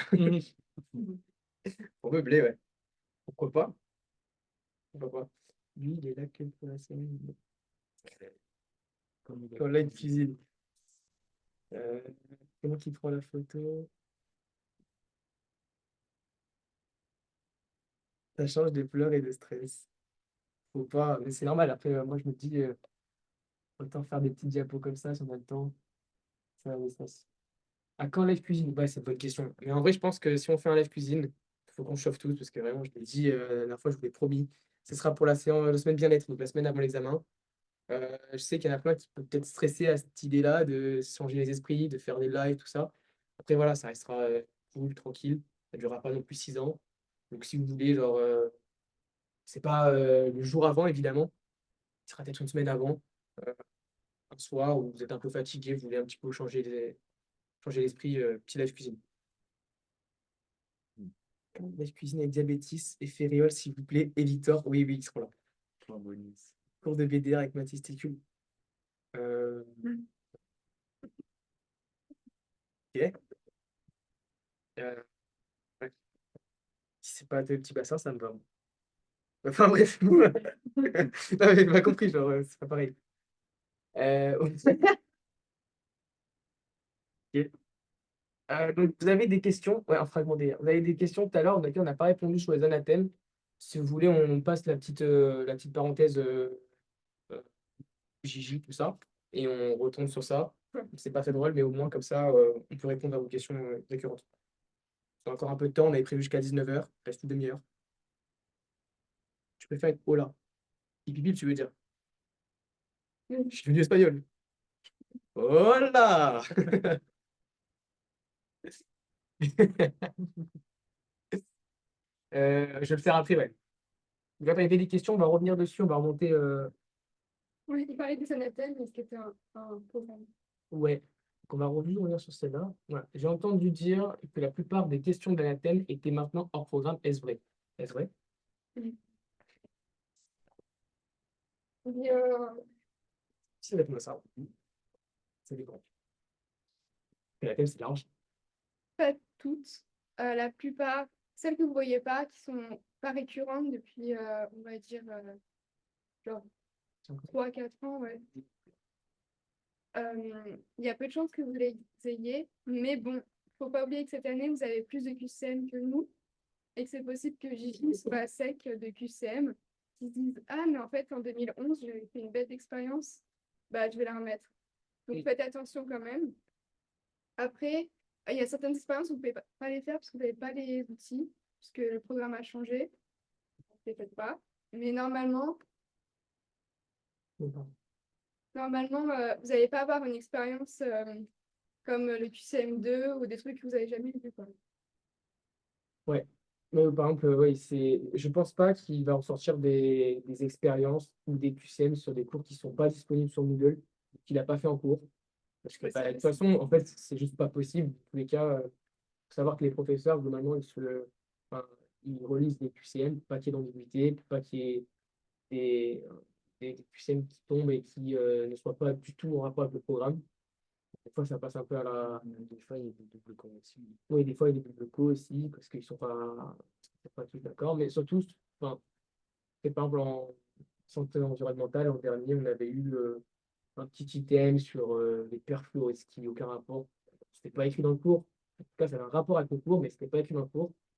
Donc, je pense pas que ça a été enlevé. Mais pour la biocell, il va pas inventer des trucs. Il sortira pas d'expériences ou de questions auxquelles vous pouvez pas répondre, auxquelles vous pouvez pas avoir les réponses directement dans le programme du Moodle.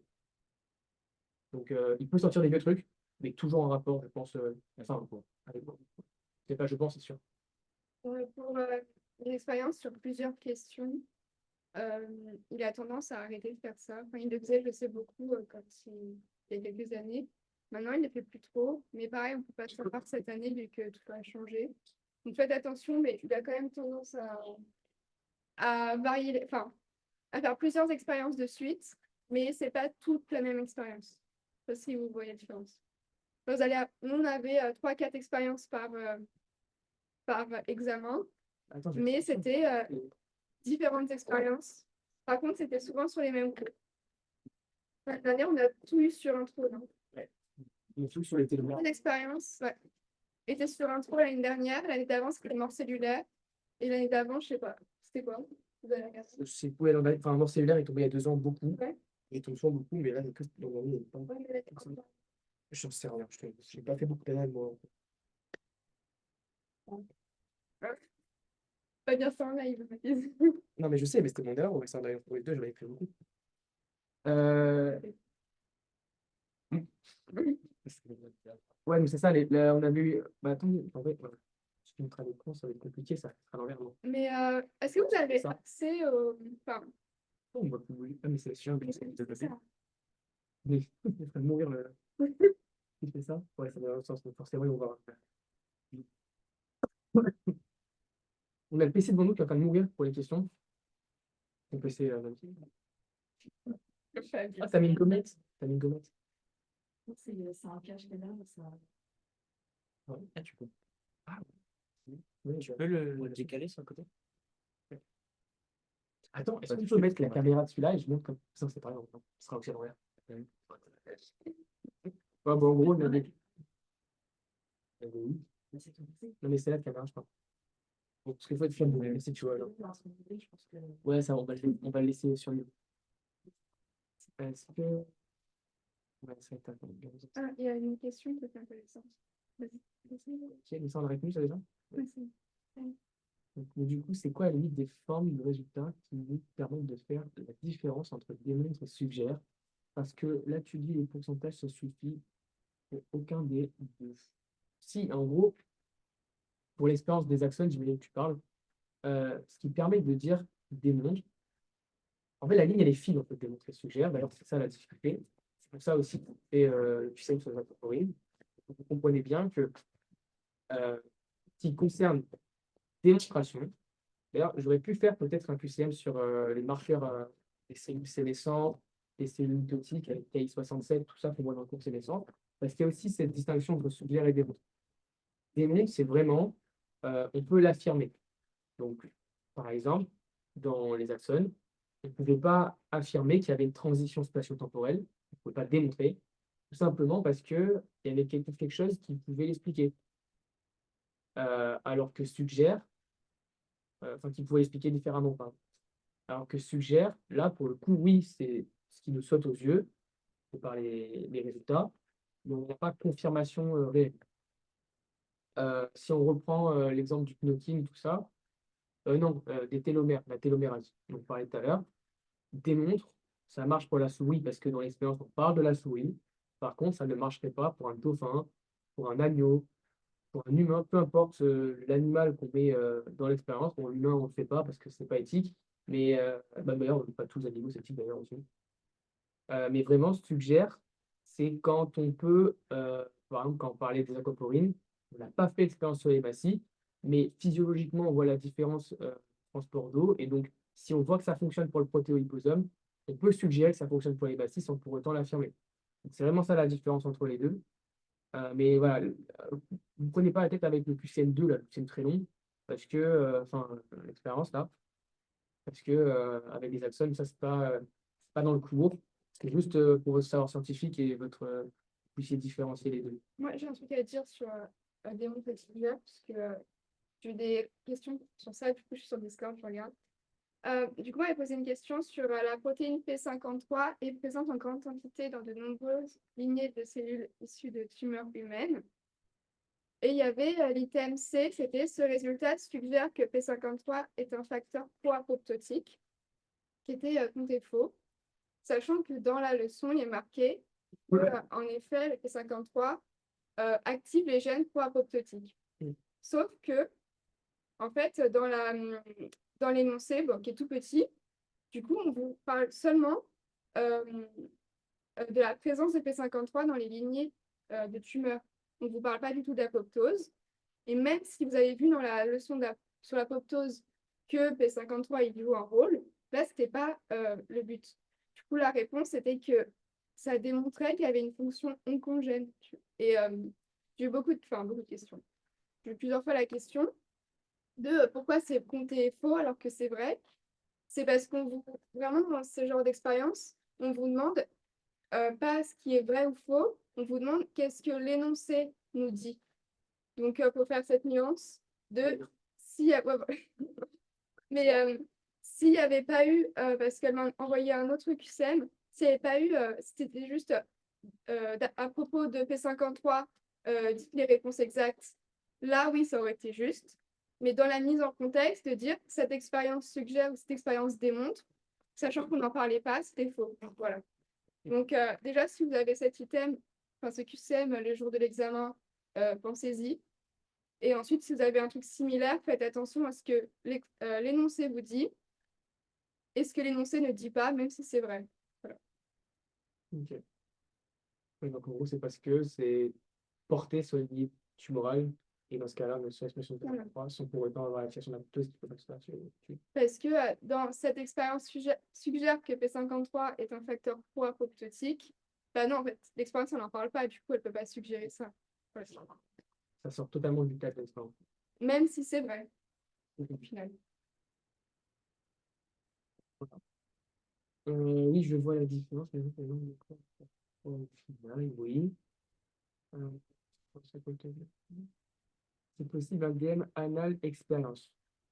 Bah oui, c'est toujours possible. Maintenant, vous êtes beaucoup à le demander.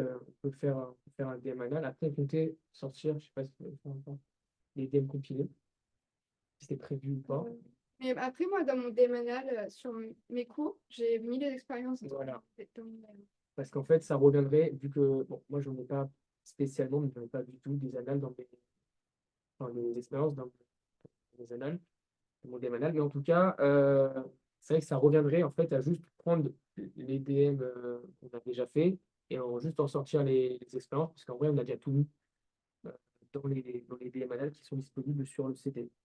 Donc, on pourrait le faire après, quoi? Dans les EB, on a fait tomber aussi, ouais, ça. voilà. Donc voilà, après vous pouvez toujours refaire les QCM des EB, en tous les cas, vous pouvez les trouver sur le forum, les annales, sur les expériences. Mais en tout cas, voilà, si on a déjà fait des DM, ça reviendrait à juste les écorcher pour pouvoir refaire les trucs simplement avec les expériences. Et aussi, j'ai un truc, enfin voilà. Dans les Gigi, il a dit qu'il ferait tomber soit des expériences d'anal, soit des expériences de cours. Et dans le cours de compartiment membranaire, depuis toujours, il est marqué apprenez ces expériences, elles peuvent tomber, et elles sont pour l'instant jamais tombées. Enfin, je n'ai pas trop dans les annales. Et je me dis que vu que vous avez plus de QCM, faites attention parce qu'il peut chauffer et se dire que c'est son occasion de faire tomber ses expériences. Sachant que du coup, j'en ai fait tomber à la séance suite, je ne sais pas si vous l'avez fait, si vous l'avez passé ou pas, mais avec la séquence stop transfert et voilà. Et ça, vraiment, c'est facile à faire tomber, c'est peut-être susceptible un jour de tomber. Donc, quand même, revoyez les expériences de cours, même si elles sont longues et qu'elles ne tombent pas forcément pour l'instant. Voilà. Et ma dernière question, en gros, quand on fait des QCM d'expérience, il ne faut pas mélanger le cours et ce que montre l'expérience. Euh, oui, bah, c'est ça, parce qu'en fait, des fois, on va te dire l'expérience démontre ça, mais bah, elle démontre pas du tout ça, même si c'est vrai. Euh, je prends un exemple, c'est pas que dans les expériences. Faites un QCM pas moi, de biomol, je sais qu'il y a eu ce petit problème-là à l'UB. Il y a marqué dans les dossiers concernant le ribosome. Et vous avez tous eu peur en vous disant ah oui, d'accord, donc ces items sont faux. Alors là, pour le coup, ce n'était pas le cas. Et c'est vrai que des fois, on va avoir un énoncé, un piège énoncé, on dit concernant une partie du cours. Et derrière, on va avoir des items qui sont vrais, qui sont dits dans le cours, et qui n'ont pas de rapport avec l'énoncé. Et là, c'est En biochimie, pareil finalement. En biochimie, oui, par exemple aussi. Là, c'est pareil. Juste l'expérience, elle va prouver quelque chose. Elle va être sur un point de cours en particulier, donc elle peut affirmer un point de cours. Mais si voilà, on vous dit l'expérience affirme ça, et c'est pas du tout dit dans le cours, même si c'est vrai, bah, c'est faux, tout simplement. En gros, c'est vrai dans le cas du cours. euh, Ça serait faux de dire que l'expérience le prouve, voilà. tout simplement. Moi, ma méthode, c'était de me dire, et ce que je dis aussi sur Discord, quand tu vois une expérience qui arrive, enfin, t'oublies, tu mets un petit peu de côté tes connaissances et tu arrives un peu comme les chercheurs le jour où ils ont découvert la protéine, ou voilà ce qu'on cherche. Euh, et parce que eux, ils savaient pas en fait la fonction et ils l'ont découvert par rapport au résultat. Du coup, il faut vraiment se placer dans cette position de je connais pas et j'apprends à partir de ce qu'on nous montre. Et pas je sais déjà la réponse, du coup, bah, je suis biaisée dans mon interprétation. C'est ça, ta activité. Ouais, voilà, en gros, il faut garder en tête ses connaissances parce que des fois, elles peuvent être répétées ou elles peuvent permettre de comprendre l'expérience. Mais il ne faut pas non plus dire, bon, ça, c'est dit dans le cours, c'est forcément vrai dans le cadre de l'expérience. C'est pas prouvé, c'est pas. On me demande quelle expérience dans quel chapitre, c'était sur. Compartiment membranaire et transport vésiculaire.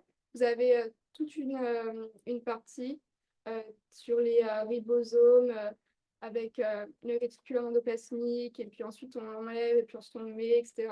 Euh, voilà, ça c'est, il y en a plein. Genre il y a toute une série et tout ça, je pense que ça pouvait tomber. Déjà que l'année dernière, il a fait un nouveau QCM sur justement les séquences stop transfert, la signal peptidase et la séquence. Ouais.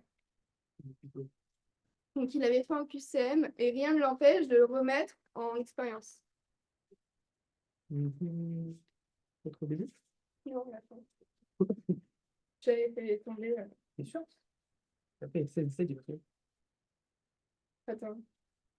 Ah, c'était peut-être mon année en fait. Ouais, peut-être, parce que le seul qu'on a ici, c'est Desner, tout ça. Ouais. Bon, ça aussi, en fait, on l'avait pas une. Enfin, ah oui, et ça aussi, j'ai mis dans le DM anal. L'endocytose est interrompue durant la phase S. C'est pas marqué dans le cours, c'est la phase M. Et en fait, je sais pas pourquoi il a fait ça, mais c'était pas marqué. Donc, Oui, il y a des fautes d'ailleurs. mais ça, genre, j'ai pas compris pourquoi il l'a fait tomber alors qu'on l'a jamais vu. Oui, ça arrive, hein. Donc, Encore. bon, ça peut faire peur. Voilà. Autant retenez-le au cas où s'il recycle les QCM de cette année. Voilà. C'est pour ça que c'est important de faire les examens de sel. Euh, voilà. C'est pour ça que les DM anal, c'est bien, la NATEM, c'est bien. Dès que vous pouvez en faire, faites-en. Parce qu'on n'est jamais, enfin, c'est jamais, ouais, on est jamais à l'abri, surtout qu'il leur fasse tomber, comme c'est quasiment sûr qu'il le fera. Et qu'il fera son habitude.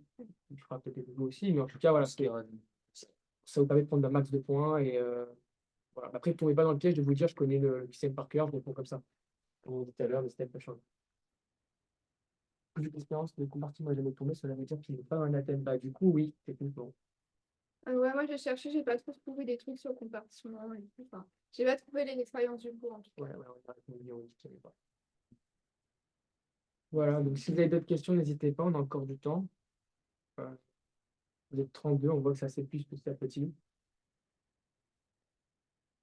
Et d'ailleurs aussi, tout à l'heure, on avait. Non, Quentin, on a eu. Des lignanium, Signalium, ouais. Signalium. Et- c'est ah, c'est- Sinon, on refait les QCM. huit heures, sinon. sinon, je sais pas. Pour, je vais dire du coup, vu qu'on est en live, et je sais pas s'il y a beaucoup de gens, 31 personnes, bah, pour les 31 personnes qui sont là, pour le QCM en compartiment qui pose beaucoup de problèmes à tout le monde, sur il y a une maladie et du coup les récepteurs ils marchent plus, les protéines elles restent dans leur lieu euh, de, de synthèse et de maturation. Le noyau est faux, même s'il était marqué juste dans les corrections des années précédentes. Je sais que vous me posez toujours la question. Il est bien faux. Gigi il l'a confirmé sur la réponse des profs de l'année dernière. Et c'est le réticulum endoplasmique granuleux et l'appareil de Golgi qui sont les deux seules réponses acceptées. Donc, hein? Ah non, ça c'est un autre truc. L'enveloppe nucléaire, non, c'est pas possible, mais l'enveloppe nucléaire fait partie du système endocannulaire.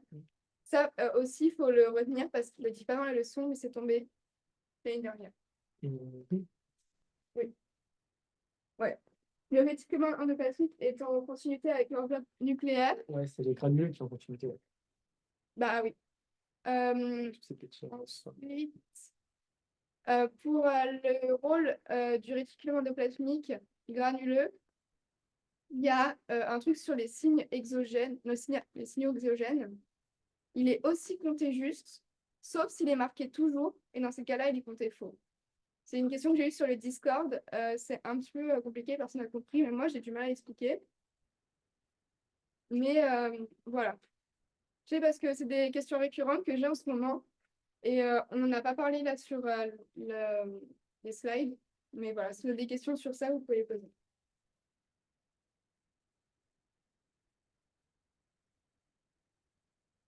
Ok, la transcytose, c'est juste un transport en fait dans la cellule. Bah ouais, je vais faire un schéma. Est-ce que vous pouvez écrire sur le tableau? Ouais. Là, en attendant qu'elle commence à faire son schéma, pour ceux qui sont encore là et qui veulent un petit peu des news par rapport aux réponses du prof, on lui a envoyé un mail. On n'a pas encore une réponse. On a envoyé ça d'ici quasiment une semaine, au moins. Donc, on va le relancer et on vous tient au courant de ces réponses. Donc, quand on les aura, évidemment, on fera le document Word, on passera en PDF, on vous enverra toutes ces réponses de tout ce qu'il a dit. Si éventuellement il a changé d'avis sur une info qu'il a pu donner dans les années précédentes, on pas à l'abri, parce que par exemple, pour le QCM, enfin, l'item qui revient assez souvent, c'est celui sur la sénescence, avec les cellules sénescentes sont plus résistantes que les cellules jeunes. L'apoptose, c'est ça? Oui, c'est ça. Ouais. Il était compté vrai, puis il a dit que c'était faux, donc on n'est pas à l'abri qu'ils disent encore que c'est vrai finalement. Donc c'est pour ça, hein, on attend ces réponses, c'est aussi ce qui nous permet d'avoir un peu toutes ces ambiguïtés-là, des infos bonus par rapport à l'examen. C'est surtout ce qui fait foi le jour de l'examen. C'est ça. Parce que tout ce qu'il dit, en vrai, pourra, entre guillemets, prouver pour la correction. Est-ce qu'on voit ou pas? Pas du tout. Hein. Non, on ne voit pas. Tu veux le rapport sur la Ouais. Pour l'instant, c'est faux. Pour ce système-là, oui, c'est vrai maintenant. C'était faux, puis c'est devenu vrai. On passe en vlog. On fait des vlogs maintenant. Vlog de Biocell. Les cellules se descendent. Alors, pour la transcytose, Ok. C'est pas prêt. là, c'est le milieu extérieur, du coup. Non, mais pas moi, mon schéma. Ok. Du coup, là, le milieu extérieur, là, le milieu intérieur. Donc là, en dehors de l'organisme et là, à l'intérieur, Ouais. il va y avoir une vésicule de trucs que l'organisme a besoin, il veut le faire passer à l'intérieur, comme on l'a vu, ouais. Comme on l'a vu par exemple avec le lait maternel et... enfin bref, voilà, vous l'avez vu. Du coup, il y a, il y a une endocytose au début. Hop, elle va manger la vésicule. Il va juste être transporté. Ouais. Et ensuite, il va être recraché par exocytose de l'autre côté pour être concentré dans le milieu intérieur. Faire une animation. Oui. On efface la boule petit à petit. Elle fait ça, puis elle va Hop, là, elle va là, et puis puis elle va elle là, va là, et puis puis elle va là, elle va là. Et puis elle, hop, hop, hop, elle prend, Voilà. et hop, elle ressort. Voilà, du coup, voilà, c'est à la fois endocytose et exocytose. C'est pour ça que c'est la transcytose comme transport.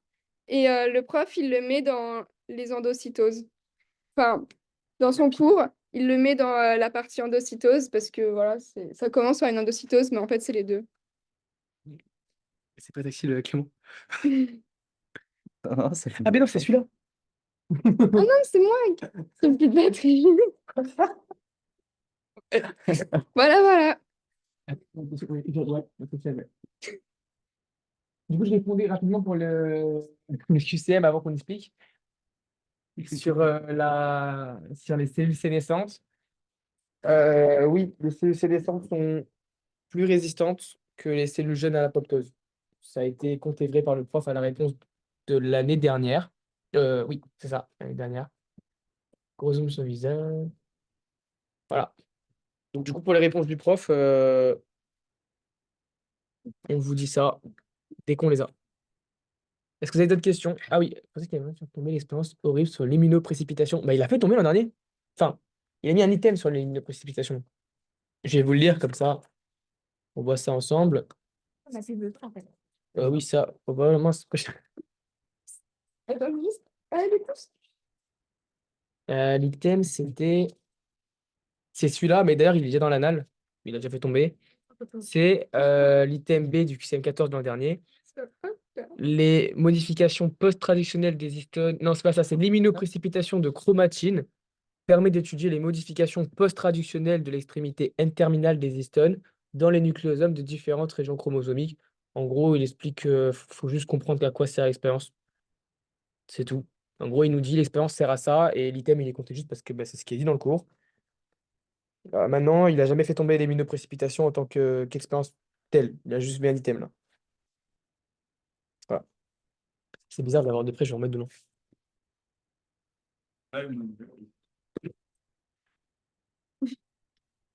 Hop, voilà. Donc, si vous avez d'autres questions, c'est le moment parce que là, ça s'approche de la fin. On va pas rester éternellement. Flamingham, ouais. Voilà. Il manque de petits nœuds. Petits nœuds. Ok, let's go. Pourquoi tu dis ça? Et parce qu'on fait des vlogs. Ah, alors, Gigi. Ah, vous attendez, pipi. Ah oui, c'est vrai. Par contre, ça va être terriblement gênant, je suis tout seul, hein. Ah, oui. Oui, oui. Attends, il y a une question sérieuse avant le pipi parce que bah, c'est bien beau, mais plus important. Après, c'est la seule question. Le REG a-t-il un rôle dans la transduction d'un signal exogène? Tu l'as dit déjà ça. Ouais. Bah, du coup, je le répète parce que c'est important. Et allez voir la réponse du prof de l'année dernière parce qu'elle est super complète. Et elle m'a beaucoup servi, moi, pour l'examen. Et du coup, l'année dernière, le prof a dit que l'item était vrai si on considérait que, en fait, elle joue un rôle avec les cavéosomes et la cavéoline. Mais s'il était marqué, c'est toujours le cas, c'est pas le cas. Non. Si c'est toujours le cas, c'est faux. Mhm. Et s'il n'y a pas de toujours, c'est vrai. Donc, on peut considérer qu'il joue un rôle dans le transfert des signaux exogènes, mais pas toujours. Juste, il joue un rôle. Voilà. En gros, les signaux exogènes, ils passent par plein de chemins. Notamment, ça peut se faire par la signalisation cellulaire, enfin, parce qu'on peut voir dans le cours signal, c'est-à-dire bah, les récepteurs, tout ça, mais ça peut se faire aussi par exemple, l'endocytose quelque chose, les endosomes, le SEM, et donc y compris la réticulum endoplasmique. C'est un petit peu. On dit Hugo comme ça, tout le monde t'entend. Salut, Et Hugo. là, Non, Hugo, c'est Michael. non, Hugo, c'est Ah, ok. c'est On celui-là. parlait de Hugo Zop, là. On voit pour les endosomes avec la phagocytose et tout, c'est l'ordre d'endosome.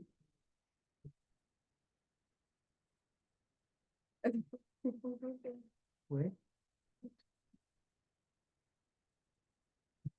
Non, vous allez marquer en dessous. Euh, euh, L'endosome, c'est un compartiment de la cellule qui qui sert en fait de déverse pour les vésicules d'endocytose. En fait, quand vous voyez par exemple l'endocytose à récepteur interposé, il y a une absorption et une concentration dans la cellule. Donc, soit cette vésicule, elle est destinée à s'ouvrir dans la cytosole et par exemple apporter, je sais pas moi, du fer ou quoi, comme on l'a vu. Soit elle est destinée à aller dans les endosomes, à être digérée et plus petits morceaux et pour la cellule aussi. Et pour la phagocytose, c'est différent. Genre, c'est des macrophages, c'est des cellules, des grosses cellules qui vont en fait manger les débris cellulaires ou les virus et les bactéries. Donc en fait, c'est pas... Et les lysosomes, en fait, j'ai pas trop compris la question, je sais pas si j'ai répondu. Mais en gros, les endosomes, c'est pas les macrophages pour la phagocytose, quoi. Moi, chez les cellules, un modèle, c'est Ouais, voilà. Genre, un macrophage, c'est vraiment des cellules qui vont faire la phagocytose. Et les endosomes, c'est un compartiment de la cellule qui va stocker le contenu des vésicules d'endocytose. Et les lysosomes, ça fait endosome précoce, endosome tardif et lysosome dans le pH de plus haut au plus bas. Et On le voit. Moi, je- Et,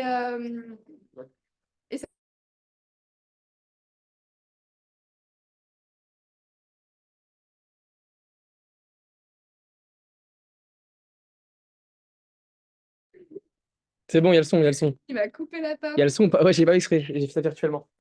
Ça a été bon. Bref, du coup, les lysosomes, ils font partie du schéma de dégradation du contenu de la vésicule d'endocytose. Est-ce que c'est Signe de vie, s'il vous plaît. ouais, est-ce que c'est clair, c'est une explication? Moi, je trouve. Merci. Tu as coupé la parole. J'ai pas fait exprès. Je sais. J'ai appuyé sur. Ça, je voulais juste. Moi aussi, je me vois en gros. J'arrive pas. Afficher le profil. Oui. Afficher le profil. Bon, bah si, oui, c'est bon. Non, pas ça. Ouais, ça. Ouais, ils sont vite. Ok. Est-ce qu'on est tout bon pour les questions que vous avez posées? Ah ben. Les amis, c'est là où on va voir. Non, c'est pas bon. Peut-être t'as le phagosome et t'as les hommes qui déversent les enzymes lysosomiques pour faire la phagocytose maintenant. C'est pas avec ça. Et là, il y a tout. Parce que autophagie, c'est pas, c'est pas la même chose. Oui. Euh, du coup, attends, je réfléchis à comment je pourrais. Du coup, Maxence, si peut-être que je vais vous faire un récap des différentes voies. Parce que. Ah! Bon, on est toujours là-bas. Bon, bah là, il va pour mon crash. Il n'y a plus d'ordi. On n'a plus d'ordi, guys. C'est pas, on va prendre l'autre. Désolé, mais oui. On va finir sur ce site à la fin. Ouais. Et là, on va tuer. Mais happy batterie, je crois. Je vais juste m'asseoir là, en fait. Bonjour. Ensuite, c'est de leur faute. Non, Ah. mais, c'est pas ça, hein. Ouais, du coup, Maxence. Oui, voilà. Non, oui, c'est ça. Non, mais c'est pas grave. Il reste 30 minutes. Les lysosomes, c'est un compartiment de la cellule où en fait, tout ce qui est à digérer va finir dans le lysosome, quoi. C'est vraiment l'estomac en fait, de la cellule, faut voir comme ça. Ça a les mêmes hydrolases. Au final, genre c'est acide comme l'estomac et ça va juste dégrader les choses. Donc oui, phagocytose, autophagie, endos. Enfin, bref, toujours tout ça là, ça finit dans le lysosome. Ou parfois ça finit aussi dans le cytosol. Enfin, ça dépend, mais voilà. Je sais pas si ça a répondu à ta question. Au pire, je ferai un récap, genre, je sais pas, sur Discord ou sur le tutorat, le forum, quoi. Ouais. D'ailleurs, concernant les supports, on va mettre le diapo sur le CT dès ce soir. Je vais penser à le faire. Et pour du coup la vidéo, bah, ça sera pour la rediff parce qu'on m'a demandé avant, parce qu'il y en a qui n'ont pas pu venir. Ça sera sur YouTube normalement. Ouais. Tout se passe bien. T'as vu combien les QA? 16. On se Chacun refait qui un veut pas les foot dates. après le concours Mathis. Ouais. Bon, on se refait un foot, ouais. Ok. Est-ce qu'on est Bye bon pour bye. les questions, les vraies questions, quoi? C'est un peu petit. Est-ce que c'est bon ou pas? S'il vous Faites des signes plaît. de vie, peut-être combien? Vous êtes 25, il y en a bien un qui fait oui. Quand même. Il y a bien quelqu'un qui veut un hip hip hip. Oui, merci beaucoup pour le live. L'iPad. Ok, ça va. Bon, bah écoutez, Allez, vas-y, C'est Mathis. enfant, genre. Est-ce qu'il y en a qui sont chauds de le faire à la BU? Non, je rigole, faut pas le faire à la BU, c'est pas cool, il y en a qui travaillent. Mais c'est écrit là-bas. C'est écrit à l'envers du coup là, mais c'était à l'endroit tout à l'heure. Ah, il a pas encore dit. Ok. Ah, attendez. Ah, bah on m'entend ou pas? Parce qu'il y a marqué Oura, mais j'ai pas fait pip. Ok. Hip hip hip! Ouais! Ouais, c'est bon, il y en a! Ah, là, il m'attendait comme ça, il s'est ça sur le clavier là. Voilà, nickel. Voilà.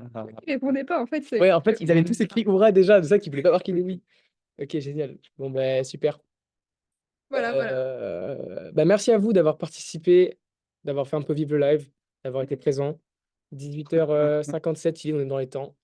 Ouais. On savait que ça allait être plus court pour l'expérience, mais vu qu'on savait que vous allez avoir des questions, tout ça, par rapport aux réponses du prof, tout ça.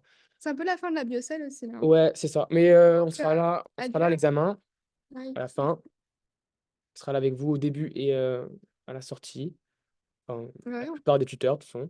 Hmm. Et c'est pas la fin d'J parce que vous allez avoir des nouvelles de lui si il nous répond.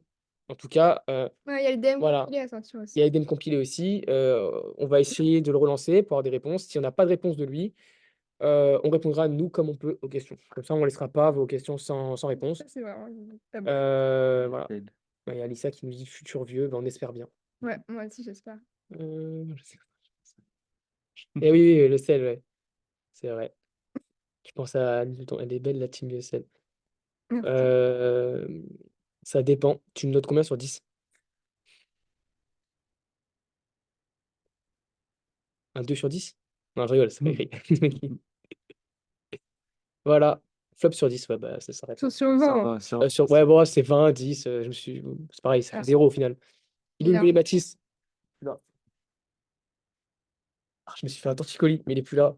Il est plus là depuis longtemps, ça fait depuis le B2, il est plus là, le mulet. T'avais pas remarqué? Génial. Oh non! Non, Le coach je suis retombé sur le taper mid, fade, machin, comme ils disent tous là. Je sais pas, moi je dis juste, tu me coupes là et ici, là, et le mec, il fait. Baptiste, quoi. Il y en a, ils ont des noms de fous pour les coupes, mais en vrai, c'est une coupe, quoi. Voilà, bah, de rien, de rien. C'est la fin. Merci d'avoir participé. Merci, au revoir. Bonsoir, non. Au revoir, coach. Au revoir. Bisous. Maintenant, Edgar Cup. Je sais même pas ce que c'est Edgar Cut, mec. Edgar, c'est le mec dans Brawl Stars, hein, c'est tout. Pas que ça, hein. C'est le petit frère d'un de mes potes, s'appelle Edgar. Ok. Il faisait du foot avec moi à l'époque. Il y a longtemps. Personne en plus. Ok. Ah oui, Ils sont combien? Dynamite Cut. T'as la ref? Non. Génial. Je dirais même plus. Je dirais même plus Frank Cut. Il a une bonne coupe de Neuil. Elle est perdue, NDA. Non, mais Allez, on reprend demande la prochaine fois. Les gars, on va vous laisser y aller, les 19h. Faut aller bien bien, comme j'ai dit. Et nous, il va falloir qu'on quitte la fac aussi. Et Ouais. qu'on libère Manon. Elle peut être libérée, là, elle n'en peut plus. Tu montres? Je te montre ou pas, comme t'es. Elle en a marre. C'est de la Donc, conviction. voilà. Ophtalmo en plus? Ouais, c'est cool. Ah, mais ça a l'air J'en sais rien, moi. totalement, non? Ouais. En plus, il est assez court, donc ça va. C'est l'aspect la plus demandée. Et... Le collège, il est comme ça. Non, mais pas, il est comme ça. C'est ça? Ouais, Ah. Ouais. c'est- Moi, je vais pas le faire. Ah, mais je peux pas le faire, je vais pas le faire. Ronéo, oui. Mais- Ronéo, ça passe. Ouais, ouais. Ah ouais. Mais diapo, t'apprends quoi? Des fois, il n'y a rien sur le diapo, il y a juste un truc. T'es en train de parler de P2, on est... Ah, il va. Bon, bah, guys, on va couper. Bon, 7, on va couper, c'est bon. Super. Ciao! Ciao, ciao. C'est pas